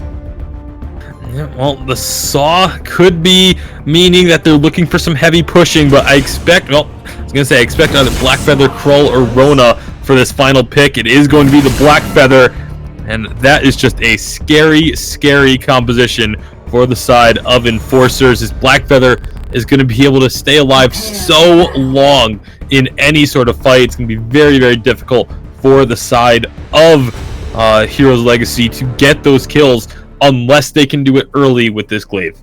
My question is to you, Tasty, right now. Are Enforcers actually going to die like they didn't last game? They didn't have too many heals last game. Now they've got 2 healers on their side. Lyra being one of them, Adagio being the other. I mean, is Blackfeather going to die? We'll have to wait and see. But we are on to the fold. Like you mentioned earlier, my name is Jaws, and I'm joined by the beautiful Tasty Bacon. And we are into this best of 3, and my goodness, Enforcers just look so strong already. Yeah, well, Enforcer's going to look to come off the back of that perfect game in game number 1 of this series and punch their ticket into the 3rd round, staying in the winner's bracket. Let's see if they can pull it off, sending immediately both Lyra and Adagio up to the lane and allowing the Blackfeather to just farm up his side of the jungle. We'll have to see if where they decide to go with these, but Saw immediately going to be taking a bit of damage. Yeah, just immediately chunked out by the Lyra there. Lyra's just got such good poke with just the repeated auto attacks. Then the sustain as well, double heals in lane. I mean, that is a little bit ridiculous.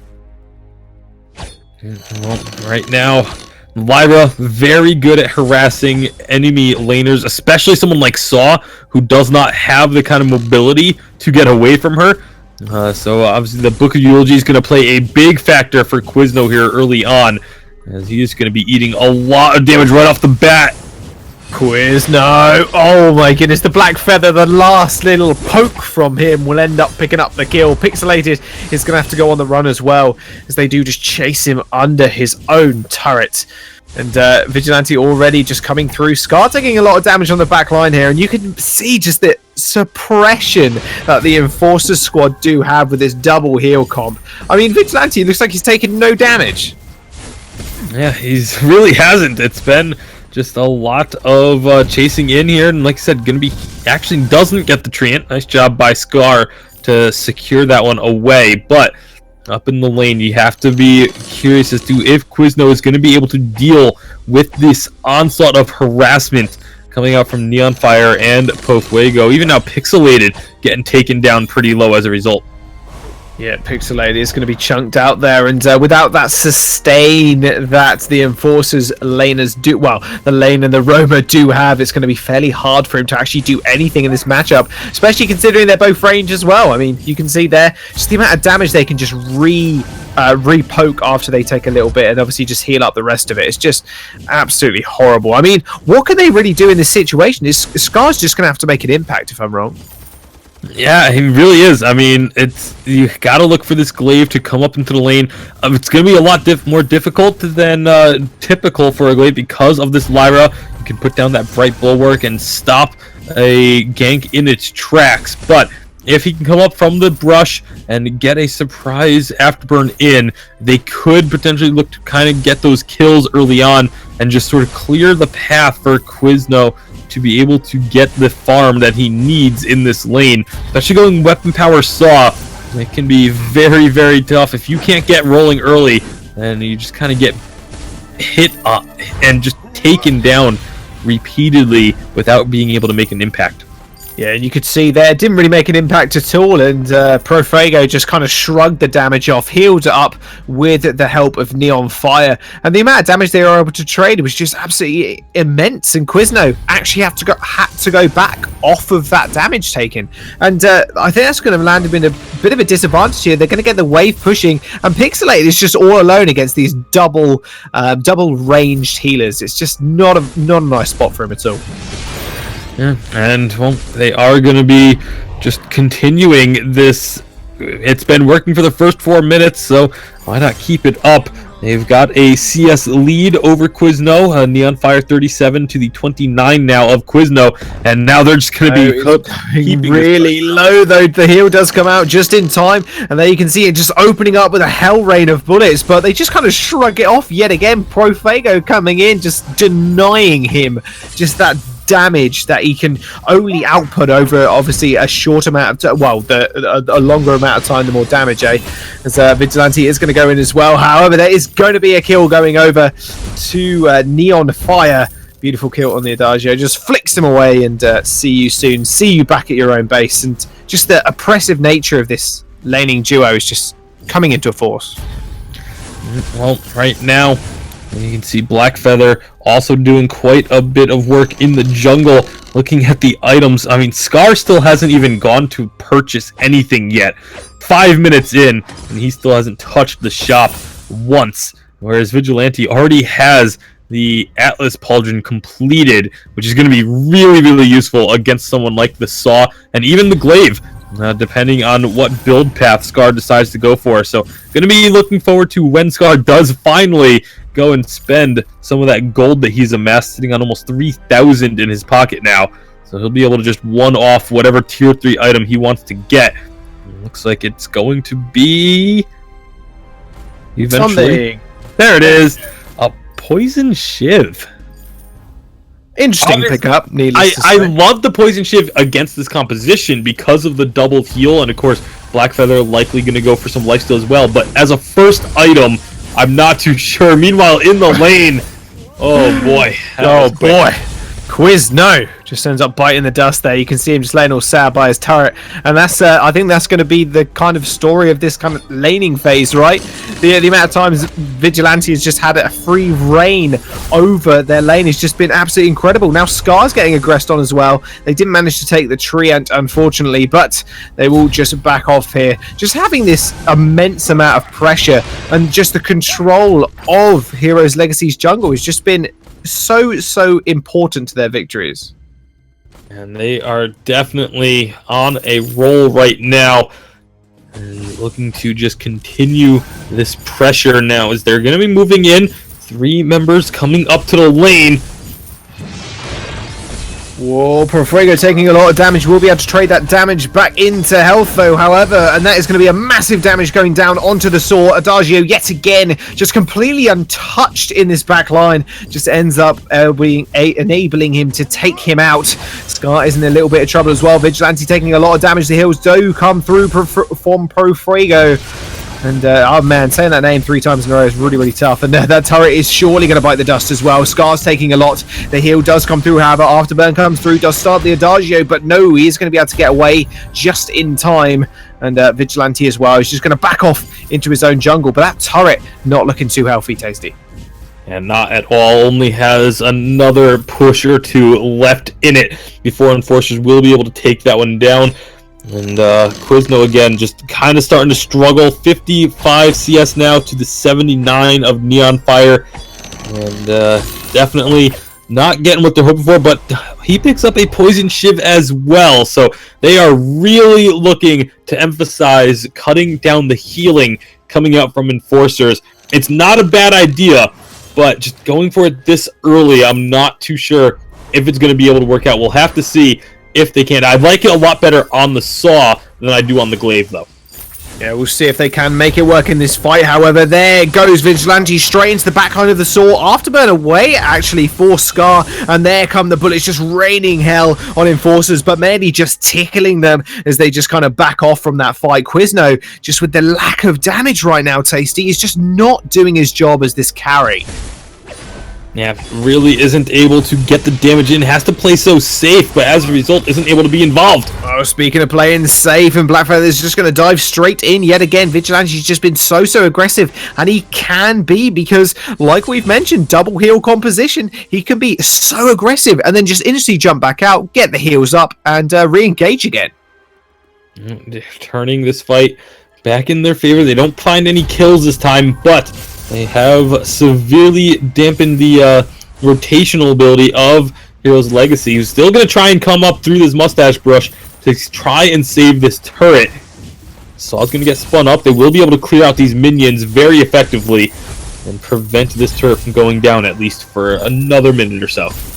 Yeah, another minute. I think that's all they've got, realistically. Pixelated almost gets taken out there just off the back of the burn damage from Neon Fire. Just burning it with his fire, that is. And having this pushing wave in here now with Pixelated so low, I mean, you could just chunk this tower. Even the minions are doing enough damage at this point that a few other pushes without the wave clear from Quizno, and it will end up going down. Well, still haven't quite taken it just yet. Look at the damage coming out. Even on the on point from a weapon power Blackfeather, still doing pretty hefty damage to Quizno, who has to recall. With those recalls, oh dear. Yeah, the turret has no chance. Pixelated cannot keep that one alive. So, first turret going down, an immediate rotation over to the gold miner as well. It's going to be a pretty massive gold swing for Enforcers. Yeah, for sure. You look at the gold counters right now at 18.6 to 21.4. However, Pixelated wants some of this. He needs to be able to contest this. However, it did actually go over to them. Pixelated somehow managed to steal it. However, Blackfeather's just doing so much damage into that back line. Quizno didn't stand a chance. These double heals, no Poison Shiv can stop them. And that will be another kill going over to the Blackfeather. Another just a fantastic ambush there. They did manage to stop the gold miner, Tasty, but Hero's Legacy playing on the back foot, haven't secured a single kill in both of these games. Yeah, nice play from Enforcers. A very clean, a little bit more passive, a little bit more defensive than some of the other teams we've seen today, either in North America or Europe, but gets the same results. And at the end of the day, all the wins look the same on the scoreboard. Doesn't matter how you got them. Enforcers, definitely a clean path to victory. And it's not as thrilling as other teams, not as high-paced, but it still gets the job done just as well. Yeah, indeed. It's getting the job done, that is for sure. They haven't lost a single tower or a single death yet. Enforcers still trying to just poke down Heroes Legacy. I mean, Heroes Legacy, what can they do now, Tasty, to try and do, to try and come back into this game, in fact? Because it just seems like every time they try and contest an objective, this happens. Pixelated is just going really low here. Vigilante just ends up jumping in. They assassinate the Saw, and the damage is just coming through. You can see now just the immense amount of pressure they do have at the heels as well. Sky is almost going to go down. He's going to have to afterburn away. Pixelated is in the wrong side of this. Actually gets rooted up by the tree at there. The healer isn't going to save him out, but does end up going down. Crystal Sentry is going to fall. 1 life remaining on that Sentry, meaning Enforcers almost has complete control over this game. And they are going to be now just pushing in this lane, looking for more pressure. Actually, never mind, they turn course and say, hey, we found a glaive. Let's get him out of this jungle as well. And even with the double poison shiv, they just are not able to overcome the massive amounts of healing and sustain on the side of Enforcers. Yeah, absolutely. And just free reign over the jungle has just spelled this game's doom, realistically. 3k gold in the lead, almost 4k, Tasty. It's not been the biggest gold lead, but it's been a decisive game, that is for sure. I want to know if Heroes Legacy can come back in this one, because at the moment I can't see Enforcers giving this one up at all. You can see now they're trying to just push through to this item shop, but it's just not working for them. And unfortunately for Heroes Legacy, they don't realize that this would be a 2-on-3, as Vigilante was nowhere close to that fight. If they had pulled the trigger there, may have been one of their best opportunities to get something done, but obviously not knowing where Vigilante was, they had to play a little bit safer, expecting him to be right around the corner. So as a result, they just have to retreat back up to the lane once more and try and slow this push. Yeah, you say slow, and Pixelated just getting chunked out left, right, and centre. Vigilante is going to come around from the sidelines here. Saw's obviously best ability, obviously using it to clear the wave there, but he just gets chunked out, gets killed again. There's just nothing he can do at this point. Scar yet again after burning away. Vigilante might go down, however, the heals just come out straight and true. Oh no, they finally end up picking up a kill. Finn just managing to score that one somehow. Pixelated gets the credit. 1 kill dropped in 2 games is still pretty good in my books. Well, hopefully for Heroes Legacy, it will be more than just 1, but they do lose out on that turret, and so they finally get on the board. But it may just be a consolation prize. We'll have to see if they can put together a little bit more here. Again, they have the right idea, going for this double poison shiv against the double heal comp. You're just trying to make these plays, trying to focus down, just pick one target and try and kill them. Oh, very nearly a steal for Scar. Very, very close, and I'm not sure that would have swung the game if I'm all honest, but it was certainly worth a try. Nice Crucible coming out from, I'm going to pronounce his name wrong, the Lyra. Not used to that pronunciation at all. And yet again, just denying Pixelated from this game. I mean, this Finn pick, he's just been poked out in lane. That range advantage is just really spelling his doom. And the range advantage definitely coming into play. Infusions up for the members of Enforcers. And that's something that could make a big difference as we come down the stretch here. 15 minutes in, Kraken on the fold. No infusions on the side of Heroes Legacy. Don't think they want to go for a fight in this situation. Oh, they do not. Nice triple stun there from Pixelated. There comes the polite company, but will it be enough? Scar's in the front line here. Will he have to afterburn away again? Lyra's going really low here, in fact, and Quizno's actually being left alone. However, they're just collapsing on him now. He's almost going to go down. Jumps over the wall again. He might be able to just get away from this one, but he just can't put down the damage. Fuego just doing so much in the sidelines as well. Finn ends up falling. Pixelated just with the trying just to dissuade the rest of Enforcers, just couldn't do it. You can see Black Feather picking up the double kill in the bottom side of the map there, and Fuego just chasing off Scar, and he's running like a scared kitty cat at the moment. That will be the Kraken on the menu, and I think this is going to be the end of the game, Tasty, and the end of the series as well. Yeah, they are definitely looking to close this one out. Really excellent job there by Quizno in particular to avoid going down for so long. Really smart play, jumping over the wall a couple times and stuff like that. But as you mentioned during that fight, Jaws, it was, yes, he's avoiding going down. He's avoiding taking damage, but during all that time, he's not able to deal any damage either. They got the Lyra very low, but just weren't able to actually finish off the kill, and that's just going to be a continuous problem for them. Yeah, and speaking of continuous problems, Tasty, Quizno yet again is being jumped on by the Black Feather Vigilante. He's just not going down. Quizno has to exit the fight completely, and now they're just going to jump on Pixelated and just executing him on the spot. Just could not do anything, and all meanwhile, the Kraken is just pushing up this lane.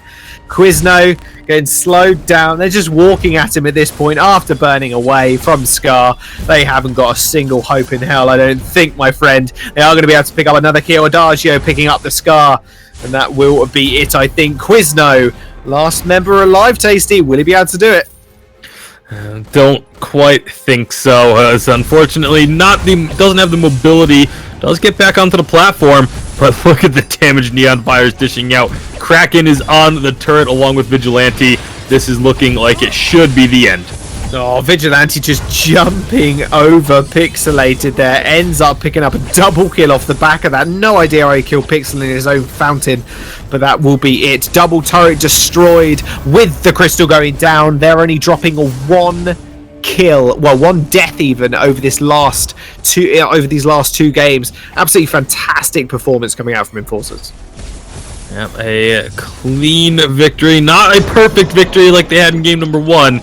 They do give up one kill to blemish the record, but still a very, very clean and slow, methodical pace to their gameplay as they pick up the win, take the series 2-0, and will be moving on to the third round on the winner's bracket side of things. Very strong performance from Team Enforcers, as all these teams, we're starting to get into the point where these are the sort of the top of the top, the teams that have a very good shot at making it into the challenge battles. Yeah, absolutely, guys. As we kind of get into the later rounds here, they start to get a little bit closer, but you can tell some of these teams are just absolutely dominant right now. And Enforcer is one of those. We've seen Rage Pingers. We've seen so many teams just come in here and handle their competition quite handily.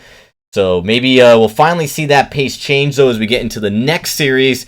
After this very short break, where we're going to be showing for the last series of tonight, actually. So this will be about it as we get kind of wrapped up here.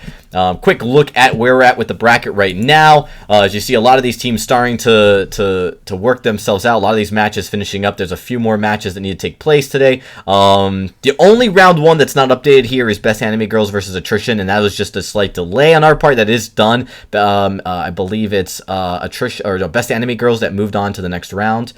So they'll be fighting Infinity Rebirth right now. But we are actually going to move to Hello Girls versus Infamous Halcyon. And we'll talk a little bit more about that storyline and why this matchup's kind of exciting to watch in just a few moments after this short break. So don't go anywhere, folks. We'll be right back.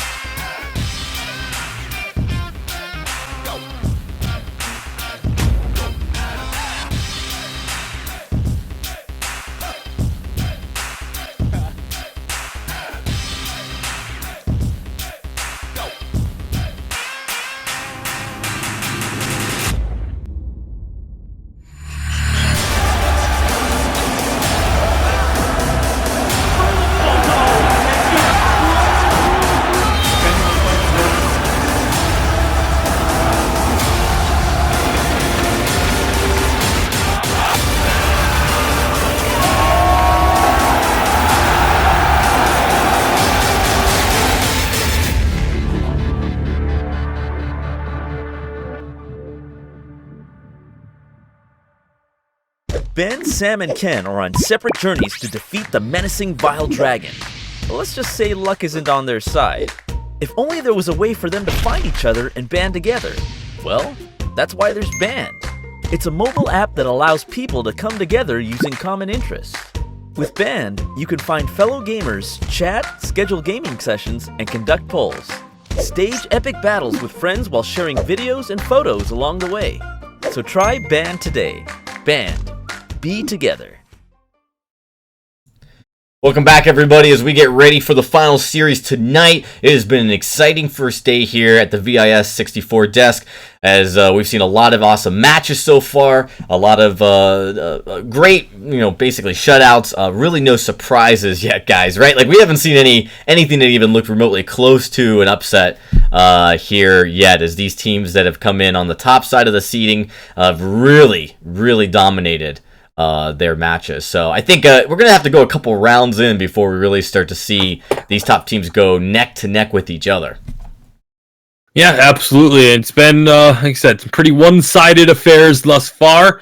But that's kind of what we expect, kind of what the first day of the split typically has here in Challengers. It's not usually too much that catches us off guard here. So it's kind of just business as usual. But this next game should be a pretty fun one, although I feel like it may be more of the same. There's again, it's just kind of going back to the clear favorite and the clear underdog is what we're going to be seeing, but you never know. You never know, Jaws, right? Like, this could go either way. Let's take a quick look at this matchup as we look at the rosters here for these two teams. And now, Jaws, you may not be as familiar with these players, but, some of the names here, Hello Girls, definitely the higher seed here, coming in. I would say they're the favorite in this matchup, and they bring some names that have been in the competitive scene for some time. Big Paz, for a very long time. He has been a competitive player, playing across several rosters across multiple teams for quite some time. Brutal Turtle, coming in, playing on several challenger teams. Dekuma as well. So, this is definitely the favorite here, but I would say this matchup this has the potential to be the closest we've seen today. What are some of the things you're looking forward to maybe seeing pulled out strategy-wise between these two teams? Strategy-wise, you know what? I think we've seen a lot of different heroes, and I can imagine maybe we're going to see a lot of Ringo. I mean, realistically, I think that's the only thing we can be certain of. I think a Ringo pick or ban.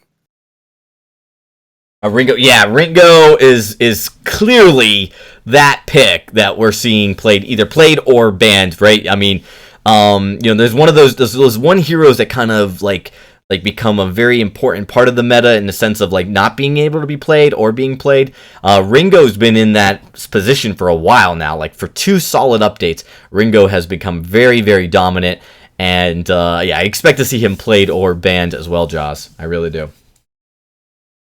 One of the things I think we should mention, I don't know if we mentioned it clearly at the beginning of the stream. I think we did. But for everyone asking, where's Grumpjaw? Grumpjaw is not available for competitive play right now. This is something that, the Vainglory scene has done kind of consistently, is when a hero is only available to be purchased through the currency that requires actual money and not one that you earn through the game, right? Ice.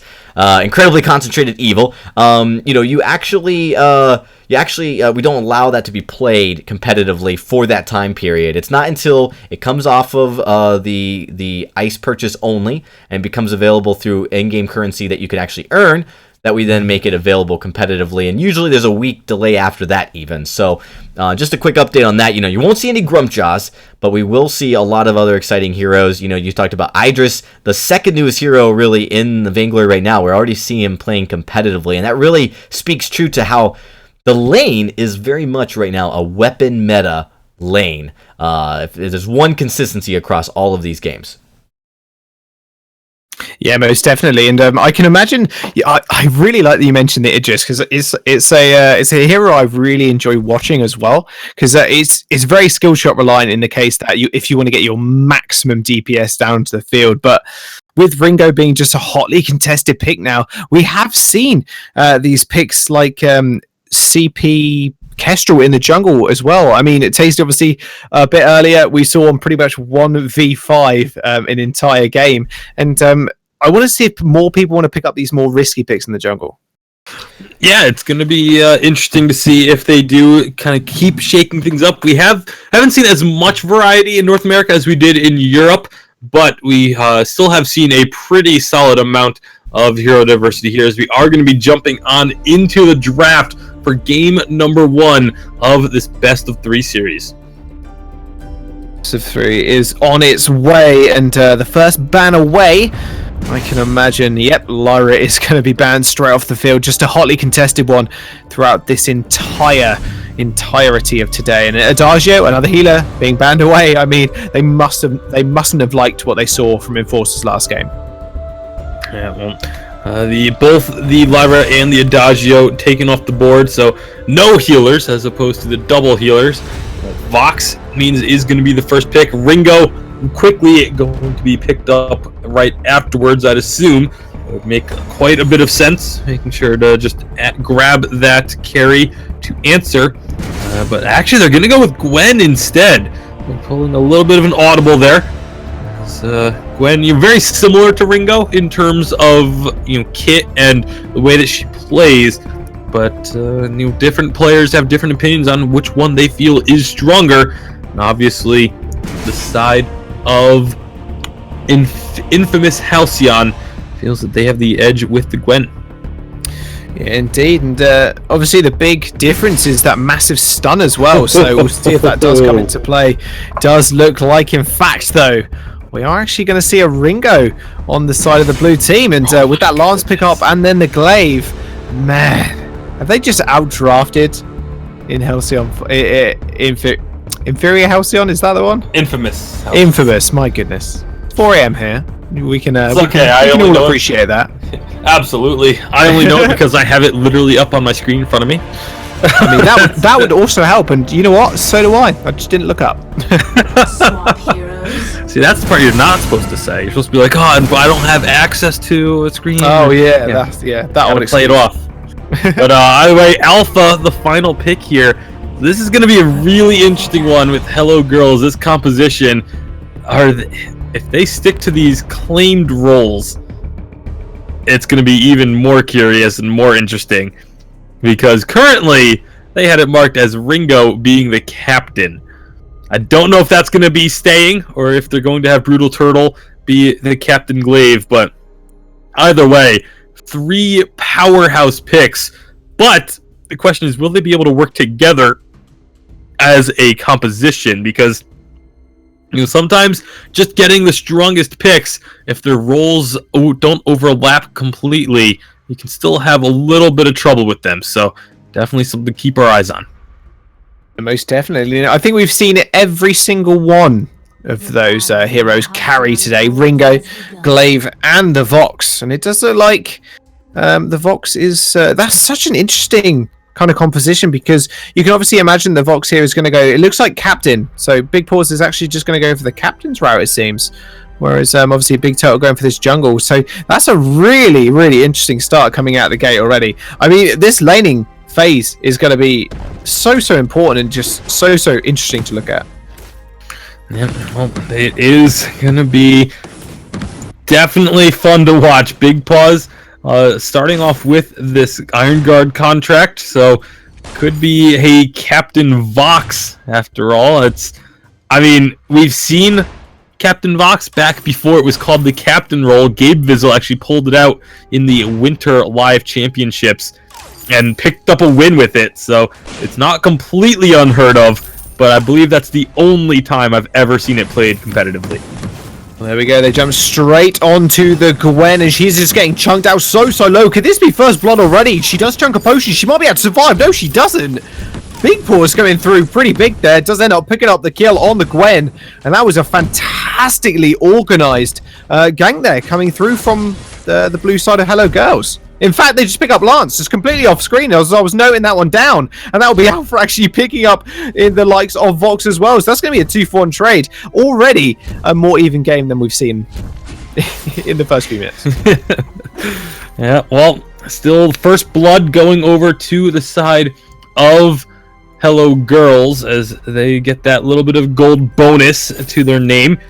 We'll see where this is going to go. I'm just still really curious as to see how these builds play out. It does look like Brutal Turtle is going to be going for the Storm Crown on the glaive, and Big Boss is going right down the Captain typical build path, looking for a Fountain of Renewal. So it's the Captain Vox coming out for the side of Hello Girls. Definitely not what I expected to be saying at the start of today. Yeah, definitely not. And like I mentioned earlier, we've seen a Vox pretty much solo carry a game earlier today. But this time, Captain role, can he solo carry? We'll have to wait and find out. Brutal Turtle is on the wings here. So he does have Afterburn available. See if he wants to dash on in straight into Mini Sido. But however, Hitburn is there as well, but it doesn't look like he's actually going to go back, so no early aggression here. However, Big Paws just playing farther up the lane here. This actually could be really big. The Brute does come through. Fluffy's just going to take loads of damage. Doesn't have to using the boost. However, one more hit will do it. However, he does manage to get away. Fluffy, only just with the skin of his teeth and a potion as well, is going to be able to survive that assault. Yeah, able to get himself to the safety of his turret, but here comes Brutal Turtle. Brutal is going to come in. Is he going to be able to use the Afterburn? He does indeed. Gets the double stun. Hitburn as well is going to get hit up. However, dies straight back in the team. Passive not going to get popped. Only just surviving that one. Cluffy doing so much damage, but that will be another kill going over to the side of Hello Girls. Yeah, 3-1 now, and Cluffy's gotten most of his health back, so should be pretty happy with however, Brutal Turtle just goes on to hit and burn. Passive is going to get popped, so the Alpha will be fine to just kind of walk away from that one. But Brutal Turtle, he did steal away at the end, so he's good on that factor. And actually still finds Hitburn here, trying to hang around. Here comes the rest of the team collapsing. Cluffy is going to collapse straight onto Hitburn here. Big Paws is here as well. She does use the dash away onto the end. The root comes through. Is it going to be able to root anybody? But Brutal Turtle just DIs the wrong way. Just manages to let the Alpha escape for a brief moment and just lets her live. And Big Paws not being able to follow up on that one either will not result in a kill. Excellent rotations from both teams coming through there as they both recognized the situation, knew what was going on, and made the decision to move everyone down to the jungle. As a result, no additional kills. You got to figure if there's any sort of numbers discrepancy in that jungle skirmish, someone ends up falling. So very heads up play. Both teams definitely know what they're doing, and very good map awareness for both sides as well. Yeah, map awareness is on point for most of these teams, and like we were mentioning a bit earlier as well, we're starting to get into the real meat of the bracket in terms of like the skill level of these teams. And already you can see it, just the consistency from Hello Girls to kind of all-in dive each individual member of Infamous Halcyon. It's very well coordinated. Well, right now they're looking for another play up in this lane. All three members of Hello Girls sticking around up here quite a bit and looking for any opportunities they can. Mini Sido is going to be there. Actually, Githy and Walls Big Paws away from Hitburn. That could be really big. However, it is a 2v3 with Mini Sido really low. Big Paws does use the boost to get away. He's managed to jump over the wall, and Brutal Turtle will not get followed up by Hitburn. That almost went south there as Cluffy does end up going in as well. However, just tower dives, not a problem. Does manage to kill the Gwen, and the Fountain does come out to save him. He's going to pick up a double kill here and run, being the last one there. Does burn at the ultimate. Big Paws almost goes down. Cluffy, this could be the triple kill for him. However, he is almost stolen away as he does manage to pick up the triple kill and the ace. Yeah, big to get that early ace, because now they can get a ton of damage onto this turret, getting the healing and the energy regen as well. That means first turret down 6 minutes in. Brutal Turtle, maybe a little bit of miscommunication, because he goes in onto Sido. I'm going to say Sido, and he doesn't quite get the kill because Fluffy had already moved away. But Hello Girls looking to really start exerting some dominance. They are indeed, and they're just pushing up to the backs now. Crystal Sentry, is that enough for Big Paws in his jungle? Decides to give him a few love taps and he will end up getting chased out. A lot of mobility on this Vox. I can't imagine he's going to be able to stick around anytime soon. Hit and burn, though, is just going to get burned down. Big Paws is going to be able to run away from this one. Cluffy only just surviving with the help of that fountain. Brutal Turtle is going to be here as well, so no advance coming through for Infamous Halcyon. Almost said Excelsior then. Infamous no longer. I mean, these guys, they're 7-1 down at this moment with a 6k deficit. They are not looking too hot at the start of this game. Yeah, the first couple minutes looked really good. They had some really nice rotations. They were sticking with Hello Girls, but Hello Girls have just been able to really put the pressure on. As soon as Cluffy got that Sorrow Blade completed, they just really kicked it into another gear. 4-0-3 for that Ringo, and just putting a ton of damage out as a team. Big Paws kind of showing that, well, maybe he can just take anything into the captain's position. He's just soloing these jungle camps. Like, what is he doing? He just he gets missed by hit and burn there. Githium walled into the wall. Brutal is here. Afterburn is available for him. Cluffy is going to come through. Afterburn does end up picking up the Gwen. Oh my goodness. Hit and run almost going down as well. The Resonance almost killing her. Big Paws almost goes down to Crystal Century. Oh my goodness, just gets executed off the back of it. But the kill will go over to Mini Sido as well, so it's not going to be too much of a loss. However, Mini Sido has been found by Brutal Turtle. Hit and burn, goes down, just gets chunked out to there. And there goes Lance as well. See you later, my friend. Just disappears into pixels into the floor. As Hello Girls just yet again showing their dominance in this game, Tasty. Yeah, Cluffy's just absolutely tearing through anyone that stands in his way on this Ringo. Really impressive stuff coming out from this carry, kind of showcasing why this Ringo is so hotly contested in the North American scene, because it is just tearing through everyone. Tearing through them indeed, and Hit and Burn has just not had the impact that I thought he would on this alpha pick, and we already came into the game tasting and we said, hey, this is a really interesting composition coming out from Hello Girls. How are they going to pull it off? This is how they're going to pull it off right here. Yeah, just having Big Paws, take a little bit of damage up front and then get to the back lines and stay relatively safe while the rest of the team does so much damage. I mean, both Cluffy and Brutal Turtle able to just get in massive amounts of burst. It's, the Gwen hasn't really been able to be effective either, because they just, once they choose either Gwen or Alpha, they just kind of fall apart because the Afterburn does so much burst. There it is! Oh, there's the burst damage you were talking about. Just gets disintegrated by Cluffy. Hello Girls say, hey guys, as they jump under the tower. Mini Psycho might be able to pick up a kill here. He does indeed. Manages to execute Brutal Turtle. However, just being able to back off here is not going to serve him too well. Big Paws is under the tower. That mobility from the Vox, I'll keep saying it over and over again because it saved his life so many times. And Cluffy's just going to come in from the backlines there. Hit and run. I mean, hit and burn is more like hit and run at this current time. She does almost manage to jump back in, but Big Paws kind of trolling her a little bit there. Cyclone doesn't stand a chance against Cluffy. What are they doing? Funneling in one by one. Hit and burn. See you later. Stun comes through. Stun comes wide. Gwen not being able to do much in that fight. Turret's taking a lot of damage, but so is Hello Girls. They're going to have to back off, but with another 2 kills under their belt, Tasty, I can imagine that turret is not long left for this world.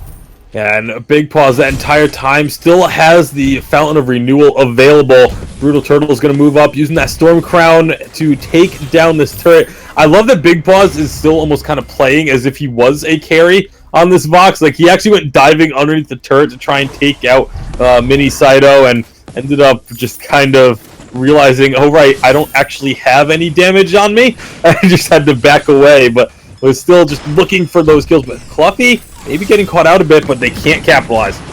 No, they cannot, but Big Paws is going to go in as well. However, direct afterburn after that one is going to just do so much damage. Hit and burn can't even take out Big Paws. Another reset afterburn comes through from the glaive, ends up picking up the Gwen. Hit and burn, the only one left standing. He goes into his passive, not long left. Ace comes through, and that will be Ringo yet again picking up another kill. Interesting composition, interesting game. Leaves me a lot to think about coming into this game. Number 2 is Hello Girls. They might just say hello to the Vein Crystal of Infamous Halcyon.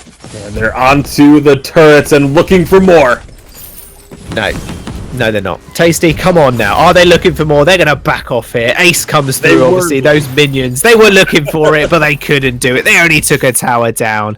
We're getting too ahead of ourselves. They're going to back off. Only took a Vein Crystal turret down 11 and a half minutes in. Only took a turret. Like, gosh, I normally get 2 in that time in my games. That's a lie. I'll tell you right now.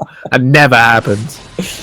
Oh boy, Hello Girls absolutely making their presence felt across the fold. They finally go back to their side of the map for probably what feels like the first time in like the last 6 minutes or so, because they have just been living out of the infamous Halcyon jungle for the majority of this game. They have just such a huge advantage now. The gold lead is over 12,000 at 12 minutes. That'll do it. Big Pause just again playing like a carry and actually taking down Sidianu, maybe.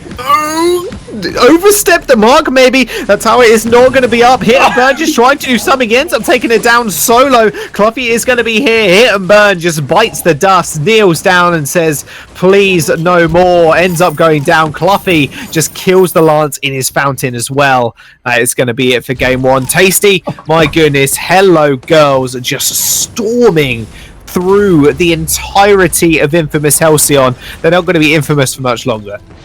Big Paws picked up a Shatter Glass and then just went 1 versus 3 and picked up a kill. Didn't even go down off of that. Unbelievable play. That just goes to show how far ahead they were. I mean, I talked about, players being very close or just barely having a little bit more gold than the entire team combined. I don't even need a calculator for this one. You can see Cluffy 10,000 gold, whereas everyone on the side of Infamous Halcyon, the highest gold was 3.6k. Unbelievably dominant from the side of Hello Girls. Absolutely incredible match, and that will lead into this best of 3. It's last best of 3 of this evening as well, and what a fantastic best of 3 to end it on. One more game. Can Hello Girls pull it out the bag this time? Remember, only 1 ban. Question is, what do Infamous Halcyon actually want to take off the table? Yeah, I mean, that's one of the things that game, there really aren't... There's what can you do to adapt to that? That was such an unconventional composition. All 3 of those heroes are heroes that you typically would want to ban. Like, there's nothing you can really do to adapt your draft strategy to that, because it was just so well played by Hello Girls that even if you ban away one of those, like, you're going to then be leaving up the Adagio or the Lyra, and I'm sure they'd be more than happy to pick up one of those 2 in the place of whatever you take off the board. It's going to be very difficult for Infamous Halcyon to figure out what they want to do in Game 2. Yeah, indeed, guys, as that was really incredible. You don't see support Voxes too often, and I think, one of the reasons you don't is because they really don't work well. So I have to imagine that this might be Hello Girls either pulling a surprise pick that they've been practicing, or maybe just trying to hide some of their strategies for the later rounds, because support Vox, although it does have a pretty consistent silence that can come up, a directional silence, other than that, its kit doesn't offer a lot of crowd control. So kind of curious what you guys thought about that overall, as far as, like, is that a sustainable pick? We've seen a support Vox in the past, but I don't think that's something that you see consistently. No, absolutely not. Yeah. Definitely not going to be a consistent pick. I think it was just sort of Hello Girls feeling very confident, right, and just knowing that it's still a strong hero regardless, and just deciding to make it work. I mean, it worked for them. I mean, those silences can be really annoying when timed perfectly, so we'll see how that works into the next game. It looks like we're ready to get going. So we're going to start game number 2, as the teams have swapped and are looking forward to kind of getting this on the road, as it is starting to finally get late here at the VIS desk. But of course, we're excited. We were able to bring you guys 4 different series tonight, so a lot of awesome matches taking place, of course, off stream, but we're excited to bring you as many of those that we could on stream here tonight. So I think we're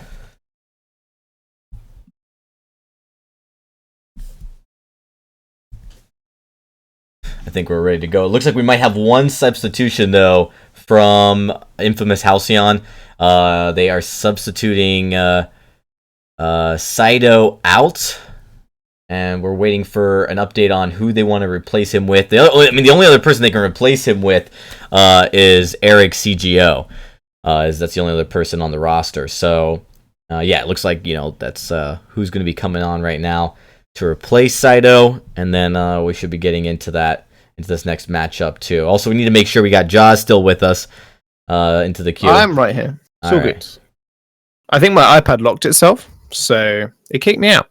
Yeah, well, good. We got you back in. We got you. All right. So I think we're ready to get started then. Everybody's in. And into this second game, Hello Girls versus Infamous Halcyon. Here we go, guys. So take it away, Tasty and Jaws. Start talking about what you guys think these two teams need to do here. Specifically, Infamous Halcyon. Is there a roadmap to success to get this to game number 3, Tasty? I just don't know. I don't think they're really. I mean, there's not a clear roadmap for them. It's the rotations were very good at the start, but just they weren't able to really keep up with what Hello Girls were able to do.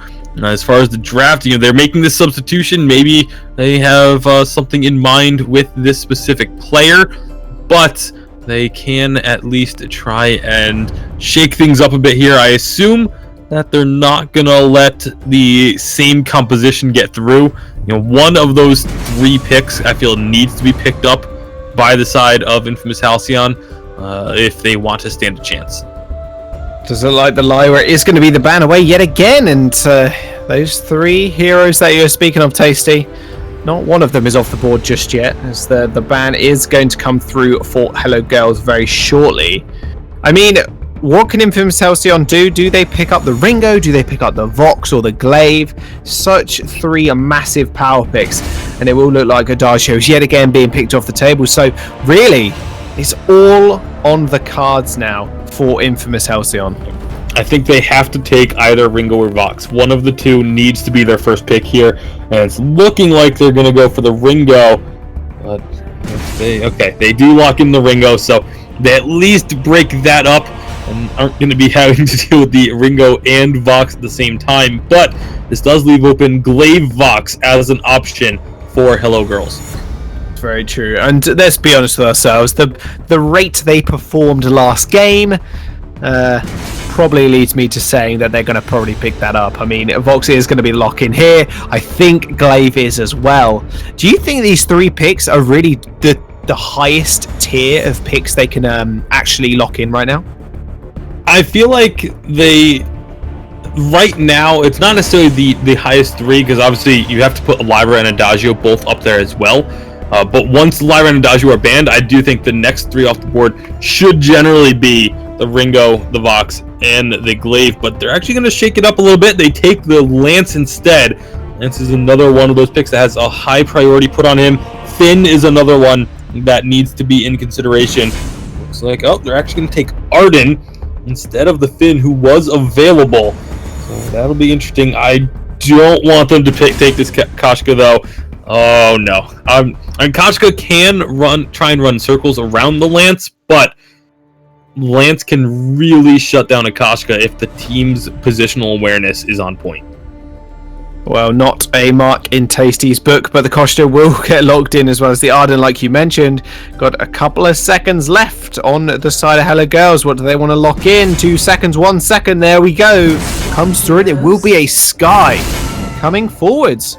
Lance, Vox, and a Sky. Wow, what a composition coming through. That is a lot of wombo combo as well. It can be a lot of death from aboves following an Impale, for example, coming out of Brutal Turtle. He was fantastic, by the way, in that last game. Absolutely phenomenal Glaive, and I want to see him play this Lance to perfection as well. Yeah, and that's going to be, again, a lot of Womcom, a lot of AoE damage coming out from the side of Hello Girls as well. And the main thing to keep your eyes on is going to be the positional play of Hello Girls. As long as they can, if they stay near walls as a team, then they can just use this Lance to completely shut down the Koshka. Every time she tries to jump in, just to get the in-wall, get the stun, and then just an immediate collapse from the rest of the team can really do wonders for ensuring that Koshka doesn't have the level of effect that she's going to want. But if they play out in the open a little bit, if they can't get those stuns, then Hitburn does have a chance to really make some plays happen. Yeah, he didn't really make it work, unfortunately, on the Alpha pick, but on the Koshka, it might be a different story, but it will actually be... It'll be Cluffy in the lane again, but he will actually lane Sky. So we've seen a jungle Sky today, and we've seen, obviously, a Vox in... Big Paws is supporting in the again lane. with Vox. Yeah, I'm sitting there like... Yeah, but why, though? Yeah, I mean, you have the Lance. Lance can be your captain, and just have Vox be a carry. But I guess, they're just trying to maybe keep some strategies hidden, maybe make other teams think, hey, maybe this Captain Vox is something that they just sort of do. When you feel very, very confident in your matchup, then you can sort of take these unconventional compositions, and if you can still win with them, it just lets you hold your cards a little bit closer to the vest going into the later stages. All I'm sure is that Brutal Turtle is going to hurt when he impales people, that is for sure. Mm-hmm. A full weapon power Lance is nothing to scoff at, mind you. Big Paws is going to get jumped on by a beautiful set of paws as well. Beautiful Turtle. I mean, a Brutal Turtle, not Beautiful Turtle. I haven't seen you in real life, buddy. I can't make that assumption already. But Cluffy is going to jump in as well. Actually just gets first blooded by the Ringo. However, the traded kill is going to come up for the weapon power Titan strength that is the Lance. Brutal Turtle is going to be able to assert dominance in this jungle. And they will actually push forward as well. So a kill is going to be traded, but that extra dog going through. But, however, Infamous Halcyon may have overstayed here as they do manage to chase them through. However, Ringo is going to be back again.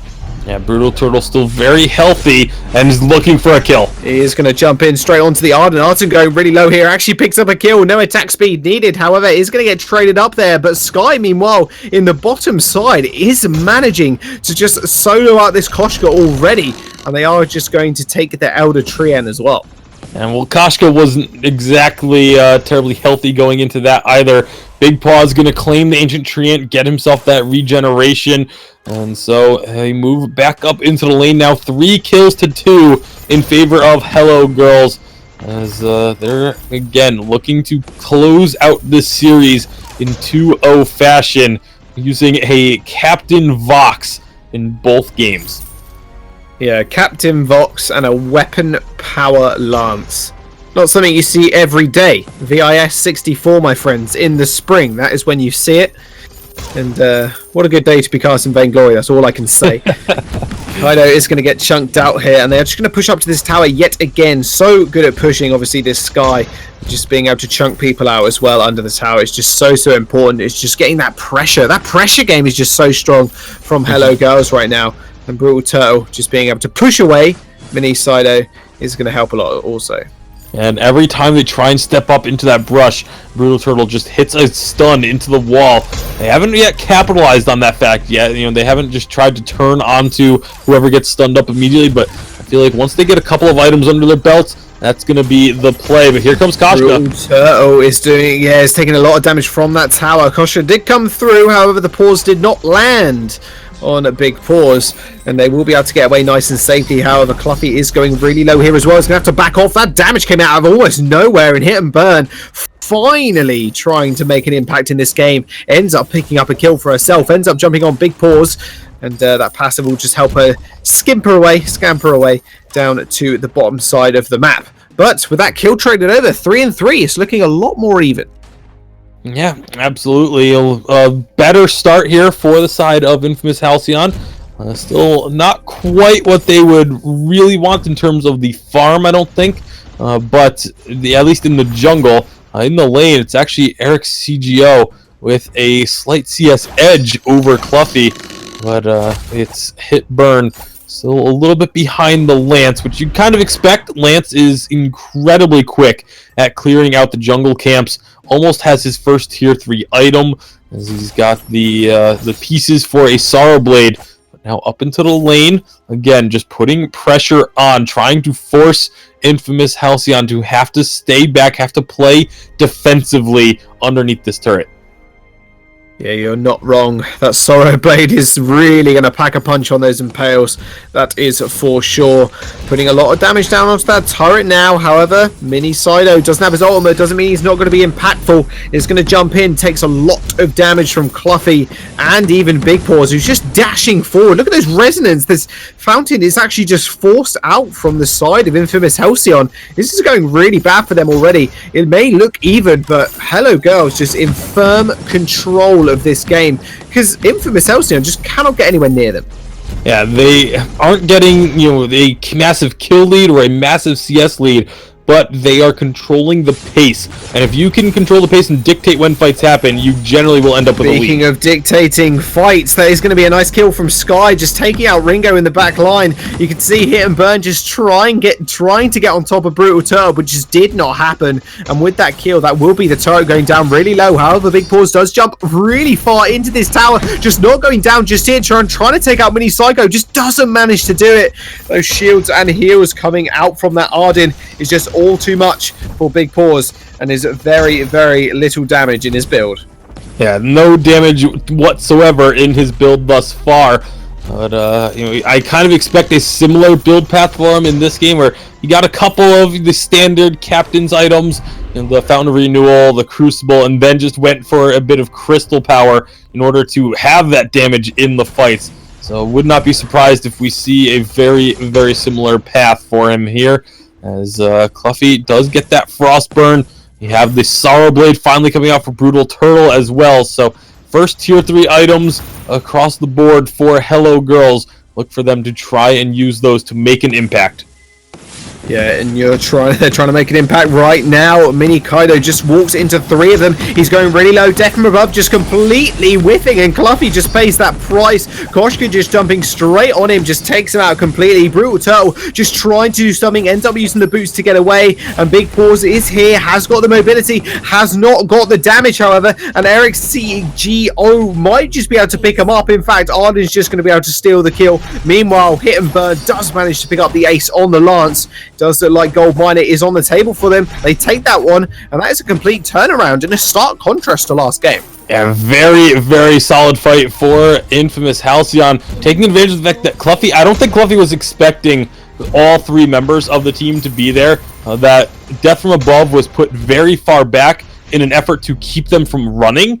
And, the idea was definitely in the right spot. It was, they had the right idea there, trying to cut off the escape route. But Infamous Halcyon, they didn't have any intentions of trying to escape because they had everyone there. They were looking to engage. They get the kills, and they get the ace. They aren't able to take down the turret just yet, but they do get that gold miner, and that's actually going to give them a very small gold lead here against Hello Girls. Yeah, first time they've been in a gold lead against Hello Girls, even though it's a small one. In fact, it just flipped over to Hello Girls' favour, so I don't know what I'm talking about. I'll take that all back, because they just do almost. Well, they did have it. They did have it. Oh, they've got it again. Tasty, they've got it again. 200 gold, 100 gold. It's too close to count.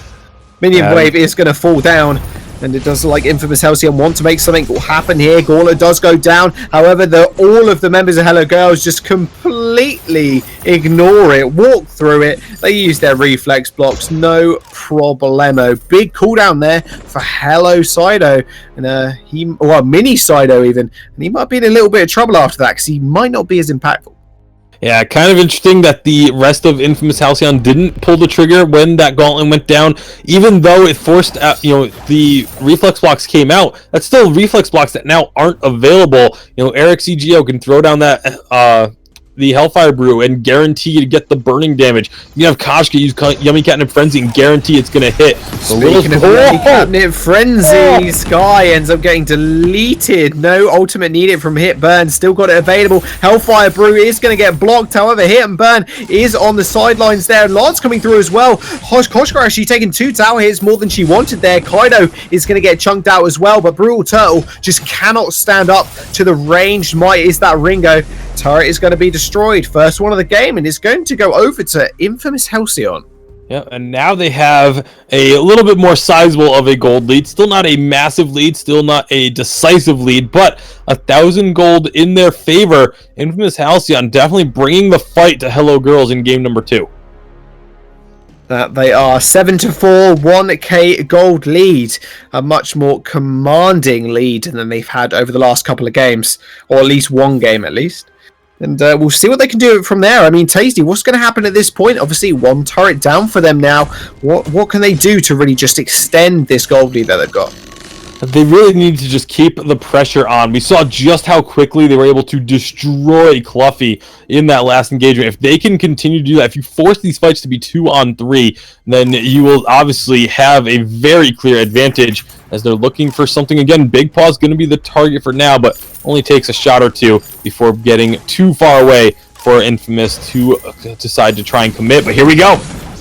Hit and run is going to go in, but the Lance completely misses. Doesn't miss that, though. The Gauntlet does come out, but the reflex blocks do come out also for both sides, meaning Cluffy's ult won't stun, and neither will Mini Kairos. However, Eric CGO is going to get chunked really hard here, but are they going to be able to follow up with a lot of damage? I don't think so. Hit and run trying to dive back in, trying to kill Cluffy, but just completely overextended. Cluffy actually picks up the shutdown kill there, and they're actually just diving in on this Ringo. Almost goes down. Lance, Brutal Turtle, can he get something? He's just poking away at the members of Infamous Halcyon, just not being able to do anything. But that turret is not long for the rift, for the fold even, and that is going to go down. Different game entirely. That is going to be an example of what I was talking about early on about the Lance being able to really have impact against the Kashka. When that fight started over on the right side of the gold miner pit, the Kashka Hitburn tried to jump onto Cluffy and has so much damage against Cluffy when she does get in there, but Brutal Turtle didn't hit the impale but got that Githian wall stun up and completely stopped the aggression, saving Cluffy from what could have been another death. And if Cluffy had gone down there, that would have been a fight in favor of Infamous. And now they're looking for Big Paws. They're looking for Big Paws. He's taking a lot of damage, but he's also got a lot of defenses and HP, so he's going to be alright. Does manage to block the Hellfire Brew as well coming from the Ringo. He's going to be all good to live another day, but yet again, just swinging in favor of Hello Girls. They've now got a 1.2k gold lead, and it's just swung back in their favor somehow. Well, taking down a turret and a gold miner will do that for you. That's a lot of gold to pick up in a hurry. There's a lot of gold available in this minion wave as well, but looks like Hello Girls, they may want this fight. Nope, never mind. Combat roll forward. Thought they were going to go for it, but instead just let Cluffy pick up a ton of gold off of that minion wave. Yeah, they're just faking you out, Tasty. So all they were doing, they just wanted to make sure you were on your toes, and you are. You passed that test, no worries. Not a problem. They are just going to shop at the item shop down in the bottom portion of the map. Gold miner is available, not worth too much at this current time though. Will mean one of these teams will and might have to commit to a fight at some point, because that gold miner hasn't been too heavily prioritized in this game, only been taken when there's been a close enough ace. And that's kind of something that's become a little bit more typical, just taking the gold mine just when you have the opportunity. You don't want to get into a situation where where a fight gets started up on you while you're taking damage from the gold miner. But I want to take a look at these item builds. Brutal Turtle got the Sorrow Blade right off the bat, and then went for the Atlas Pauldron, looking to slow up the attacks coming out of this Ringo. An Atlas Pauldron on Big Paws as well. If they can actually get those put down on alternating timers, they can really hurt Eric Sego's DPS output. Well, speaking of DPS output, Gauntlet goes down, Hellfire Brew soon to follow as well. Lance goes in for the Impale, just managed to pick up one. Hit and burn, almost burns to death there under the ultimate of Cluffy. Does manage to get the beautiful Githian wall as well. Brutal Turtle just on fire this game with those Githian walls, and Impales for that matter. But that does mean the Sentry will go down in Infamous Halcyon's favour, and Gold Miner looks to be their next port of call. I take that back, because they just take some of the fronts. Kraken is going to be up in about 20 seconds, so if they were to go for it, it would be probably the most efficient they could get out of it. But again, not wanting to take the risk, not with Hello Girls right around the corner, as they didn't get any kills. But we're seeing, even with the Aegis that Cluffy has, this Kashka is still able to do so much damage to her, and it really has been Brutal Turtle saving Sky's life multiple times now with those Githian walls. Yeah, multiple times. I mean, maybe not following up with the maximum amount of damage that he could do, but hey, if you're saving your teammates, that's more than good enough, I'm sure. Kraken has spawned on the field, or more crawled out of the map, that is. That will mean that will be available for both teams if they do decide to try and contest it. But infamous Halcyon even, looking a bit more infamous this game. Yeah, definitely bringing the fight to Hello Girls much more efficiently and with much better results thus far. Of course, we don't know what the end result will look like, but they are looking for an opportunity. Big Paws is on his own down here, but they don't pull the trigger, knowing that he has that Crucible, so they weren't really going to be able to lock him down. Still, it may have been interesting to go for it, just try and get that Crucible to be wasted. Or not wasted, but just used up early on. But now they've caught him right where they want Big Paws. Whoa, Big Paws almost goes down. Gauntlet is to follow, and there comes the death from above. Does end up stunning up one member of Infamous Halcyon, but that doesn't mean they're not going to get a kill here. Vox ends up going down finally off the back of that one, and Cluffy is not soon for the world either. So much damage going down to him, and so many healthy members, well, ish for Halcyon. And they will manage to take up this Kraken as well. This could be a 1-1 and our first 1-1 of the evening, it seems. Be careful here. He is awfully low. Will get out of range and let the Kraken switch over. But Kraken is going to be going down to Infamous Halcyon. I don't think Brutal Turtle. I don't think he would have been able to get there anyway. But actually, well, now he might have. It took him quite a while. But he decides to not make the attempt. Doesn't want to play hero. And so Kraken will be unleashed in favor of Infamous Halcyon. And, well, if they can get a strong push here with Kraken making her way down the lane, you could be right. We could very well be seeing our first third game. We could indeed. And what a treat it would be to have that third game. Kraken, it's on the field. It's walking down the lane, which will mean Hello Girls are playing on the back foot. However, they do dive in for a fight. That's going to be a huge death from above. Not really stopping anybody, but just mere separating Ringo for the rest of his pack. And he will end up going down. Beautiful Impale yet again. Coming from Brutal Turtle. And he's going to be able to pick up another kill here. And it does look like they're going to be able to chase down Mini Sido. However, Kraken is still on the map. Still bashing away at that turret. Ends up taking it to I don't know where you take turrets when they die. I guess they just explode and they get cleared up at the end of the game. Not sure how the Halcyon Rift functions. I mean, do they just spring clean the rest of it when it's finished? I mean, reset. It's magic. They wave their hands and yes, get taken care of. That old excuse. All right, I can get behind that. Kraken is almost going to go down here, Tasty, and that was actually a really big turnaround for Hello Girls. Yeah, absolutely huge. They completely caught Infamous Halcyon off guard, it looked like, with that engagement, getting the kill onto Eric Seago very quickly. But Kraken still takes out two of those turrets. There are no turrets left in the lane now for the side of Hello Girls. They still need to win a couple more fights if they're going to be able to take this game back, because they are now on the back foot. They are the ones that have to come back and get this victory. Even though they are ahead in gold, they are definitely behind in objectives, and the objectives are what ultimately wins you the game. Infamous Halcyon looking for a fight, perhaps. Yeah, Cluffy getting almost a beautiful death from above, but the gauntlet did come down, and Cluffy's just in the back line here. He's just completely separated from his team. Can he be able to do anything? He's still surviving somehow. They do manage to almost take out Eric CSGO, and he does almost fall, ends up going down to the Lance. Brutal Turtle just annihilating Eric CSGO from the fold. Mini Sido is the only one left for their side.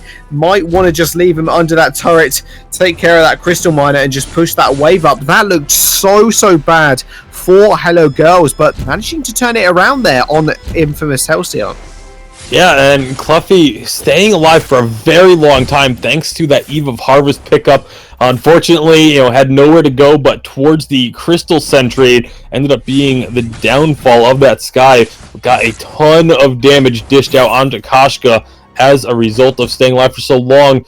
But here's the thing about this Captain Vox now. Because it's a crystal power that he's picking up as the extra damage after getting those 3 core captain items, means once they get down to just having the Arden left alive, he's not really able to do a whole lot of damage, because it's all about those resonance bounces with the Crystal Vox. I really like what we're seeing from the side of Infamous Halcyon. A second Fountain of Renewal has been picked up by Hitburn, so they're just looking to now outlast the damage that's going to be coming out from the side of Hello Girls. Brutal Turtle double Sorrow Blade, just trying to stack up as much burst as possible. They're starting things up here. They are indeed. Crystal Sentry down to about half HP. They're just kind of poking it out right now. You can see Eric Seago is in the back line. The gauntlet does end up falling. However, beautiful death from above is going to stun up two people. Big Paws in the middle of it all is going to be able to survive with the refocus block. He does end up getting out. Brutal Turtle coming through though with the huge Githium wall. Is going to take out someone, but it doesn't mean Ringo isn't going to leave empty-handed. He ends up picking up Vox. Sentry does go down in the midst of it all. Hello Girls on a 2-on-2 situation with the ability to chase this one with two damage dealers left. That's almost another beautiful Githium wall for two people, but they're just going to have to jump on this Ringo. Death from above comes through. Oh my god, they might have done it. Hero killed. It's, oh my goodness, how has this map just been turned around like this? Tasty. Another ace comes through, but this time it's in favor of Hello Girls. What a fight. Both sides playing that fight extremely well. The downfall for the side of Infamous Halcyon is you look at the timers of those Fountains of Renewal. This is one of the things when double fountain was the meta I harped on all the time. You cannot use those fountains at the same time. The effects do not stack, and so by using them both at the same time, you are literally wasting the item activation. And such a strong activation that is, if Yuji can just coordinate when you activate them, you get so much more effect out of them. Kraken is being started up. Hitburn looking to come and check out what's going on, but it's not close enough for a steal just yet. Now needs to be careful. No, needs to be really careful. That Kraken is so low. This could be it. This could be the final moment of this best of three. If Hello Girls get this Kraken, it could be all over. That Kraken almost resetting there, regaining a little bit of HP, but here comes the gauntlet as well. The Kraken's going to get unleashed, and it's going to go over to the side of Infamous Halcyon. Oh my goodness, that gauntlet just saved their game's life. Hello Girls with the risky Kraken is just going to give it up, Tasty. Very, very close. What a game we're having here. This game 2, incredibly tense, and Infamous Halcyon bringing the fight to Hello Girls. The Big Paw's gonna just start trying to get some resonance bounces off if he can, but not close enough. Now they can go in. Oh, now they want the fight. Eric Seago, though, just doing so much damage. They need to be able to take him down, but Cluffy's doing exactly the same thing as well. They're just jumping on each other. Oh my goodness, this lance damage as well is just go ripping through the sides of Infamous Halcyon. They're going to be able to pick up one, make that two. Sky going absolutely huge. This could be a third. It will be a third. Ridiculous. The ace comes through, but the Kraken is knocking on their base doors. He is almost going to take out this turret. Can they get it in time? I'm not sure they can. I think it's just going to be able to take one unless they just mess up entirely here. But another ace comes through, and Hello Girls, they can just pull it back in the last minutes, Tasty. But are they going to be able to pull back this game? Unbelievable game here. Hello Girls able to get the ace, do come back, take out the Kraken before it takes the second turret. But their base is now in shambles. They cannot afford to lose another fight. They cannot afford to give up another Kraken, as they are just on the verge of having this go to a game 3. They don't want that, quite obviously. You want to be able to win these games as quickly as possible and just get on to the next round. But Infamous Halcyon, you have to give it up to them, putting up one hell of a fight thus far, as they really do not want to be relegated to the losers bracket. They want to be the ones to continue on here on the winner's side of the bracket. So we've got pretty much, getting close to full builds. The carries are at full builds on both sides of the fold, just about. Tasty, and, they haven't spotted. I don't know how close that was, but that flare didn't spot them in that bush. The gauntlet is going to go down. I do think Hello Girls are just going to back off that one. That flare did not spot out two of the members from Hello Girls there, and that could have been so brutal for Infamous Halcyon. My goodness, that was close. Ringo going back to base. You see the infusions, both carries having infusions now, and Crystal Infusion for Brutal Turtle, getting the extra duration on his crowd control abilities as a result of that. That's the main thing, getting that cooldown reduction as well. Double Fountain of Renewal for the side of Hello Girls as well. So both teams with double Fountain, both teams just looking to outlast their opponent in these fights. And they have been absolutely crazy fights. Here we go. Here we go, going straight in yet again. The ultimate does come down from the sky, and that's going to be huge once more. This guy's just carrying this game right now. Cluffy just melting down Hitbird. Mini Kaido is going to be the next on the menu. However, the Koska just jumps straight in, but late game Koska isn't all that it's cracked up to be sometimes, and Hitbird almost going down. Flare's going to come out. They're going to try and jump on anybody they can find at this point. It's going to be Mini Kaido, and that's going to be another stun coming out, but Gauntlet is going to come out as well. Ringo ends up falling. Sky picks up the kill. Could this be it, Casey? Could this be Hello Girls taking the 2-0? Sky with another double kill. 9, 6, and 7 on this hero right now. Kraken is available. Sentry goes down. 1 life remaining. 2 kills to 0 on the side of Hello Girls. What can happen next? Well, Koshka did get out alive. And, well, this is feeling awfully familiar as Hello Girls go to start up the Kraken with just Hitburn standing at the moment. They have a lot more time this go around as they will be waiting for the respawns of Eric Seago and Mini Saito.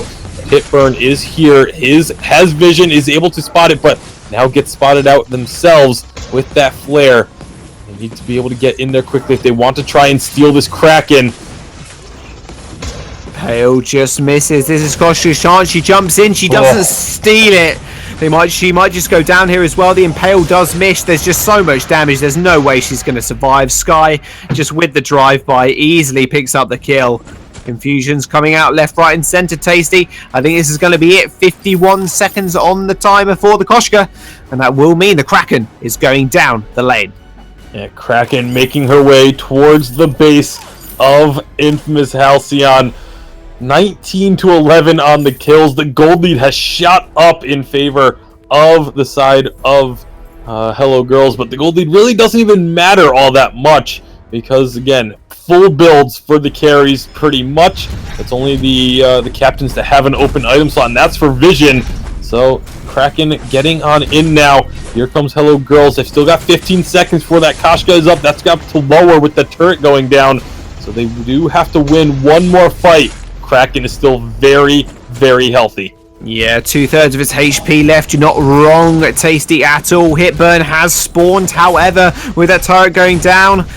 Will mean that they're going to go on to the turrets. The rest of them, 2 left remaining. My goodness, my casting is going to absolute balls here, but Hello Girls are just coming through. 1 kill on the Ringo. Will they be able to do it? That tower is going down to the Kraken. Another kill gets traded over. Koshka ends up getting taken over by Vox, but this is it. This is going to be game over. Hello Girls with the 2-0 looked a bit shaky. They finally take the Vein Crystal, and that will be it. GG going over to Hello Girls with the 2-0.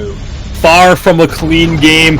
A very, very valiant effort put up by Infamous Halcyon against Hello Girls and their unconventional compositions, but at the end of the day, Cluffy able to get online with that Sky. You know, they've been able to shut Cluffy down pretty effectively throughout a large portion of this game, but at the end of it all, Cluffy got the damage, got rolling, ended up with 12 kills to their name, and was a key factor in the victory here for Hello Girls. Excellent game to close out the day on. Oh yeah, so many 2-0s. Wow.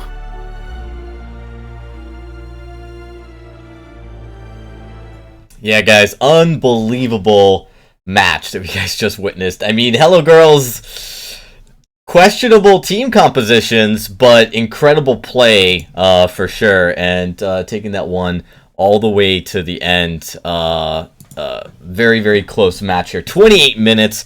And I do want to point out that we did have a few Game 3s in the series that weren't on stream, but obviously this one very close to being the first one we would see on stream, not making it quite yet. But hats off to Halcyon. I mean, they really came out and played well, that second game especially. Hello Girls, just a little bit better. as we conclude our stream tonight. I do want to thank everybody for coming out here tonight. We're going to take a quick look at the updated winners bracket before we get going. This is currently the state. Obviously, there's a few results waiting to be finalized here. You see, Notorious Heart did win over Divine Eros. They actually won that. That went to Game 3. And we actually had a Game 3. Team Hydrogen versus Supreme Evil went to Game 3. So there's been a few Game 3s tonight. But so far, this is definitely a pretty exciting day so far. Hello Girls making it. They're going to be facing Team Enforcers starting next week as Group A will reconvene to finish off the next couple of rounds here so far. So we're really excited how this is shaping up so far here. VIS64 off to a fantastic start. Of course, I want to make sure I give a big shout out to Tasty Bacon and Jaws. Thank you guys, man. You guys have been casting for quite some time. Tasty, a doubleheader, and Jaws, it's pretty late for you. Yes, it's 20 to 5 a.m. Pretty nice. I've been up for almost 24 hours. Wow. Feels good, man. Yeah, Tasty, thanks for sticking with us into the NA side of things as we conclude. That was a fun match to end the night with, I would say. Yeah, glad we got one really close, exciting game to finish things off here. And again, shout out to Jaws for sticking with us all the way through. Absolutely, yeah. Across the pond. It's been a pleasure, guys. These matches have just been absolutely insane. It's been awesome to watch. Well, I'm glad you've enjoyed it. I'm sure hopefully all the viewers enjoyed it. I know I did. So we are going to call it a night tonight. Make sure you guys tune in tomorrow, though. We will be kicking things back off with Group B, starting with their 32 teams to start that off. It's going to be a lot of matches as well, so we've got a busy week ahead of us even so. So with that, we're going to say good night. Thanks for everyone for coming out again, and we will see you tomorrow. Same time, same place.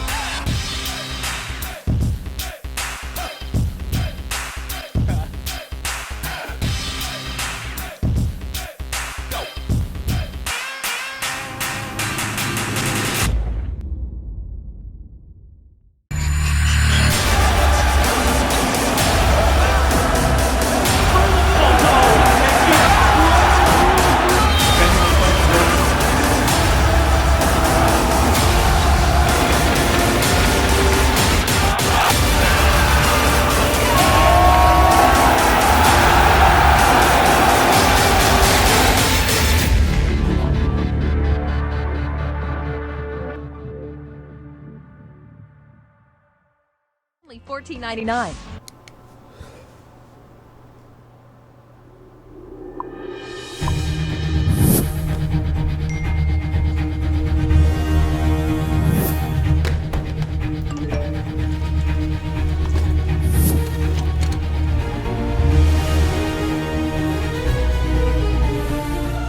Don't miss the call. Download Band. Communication made easy.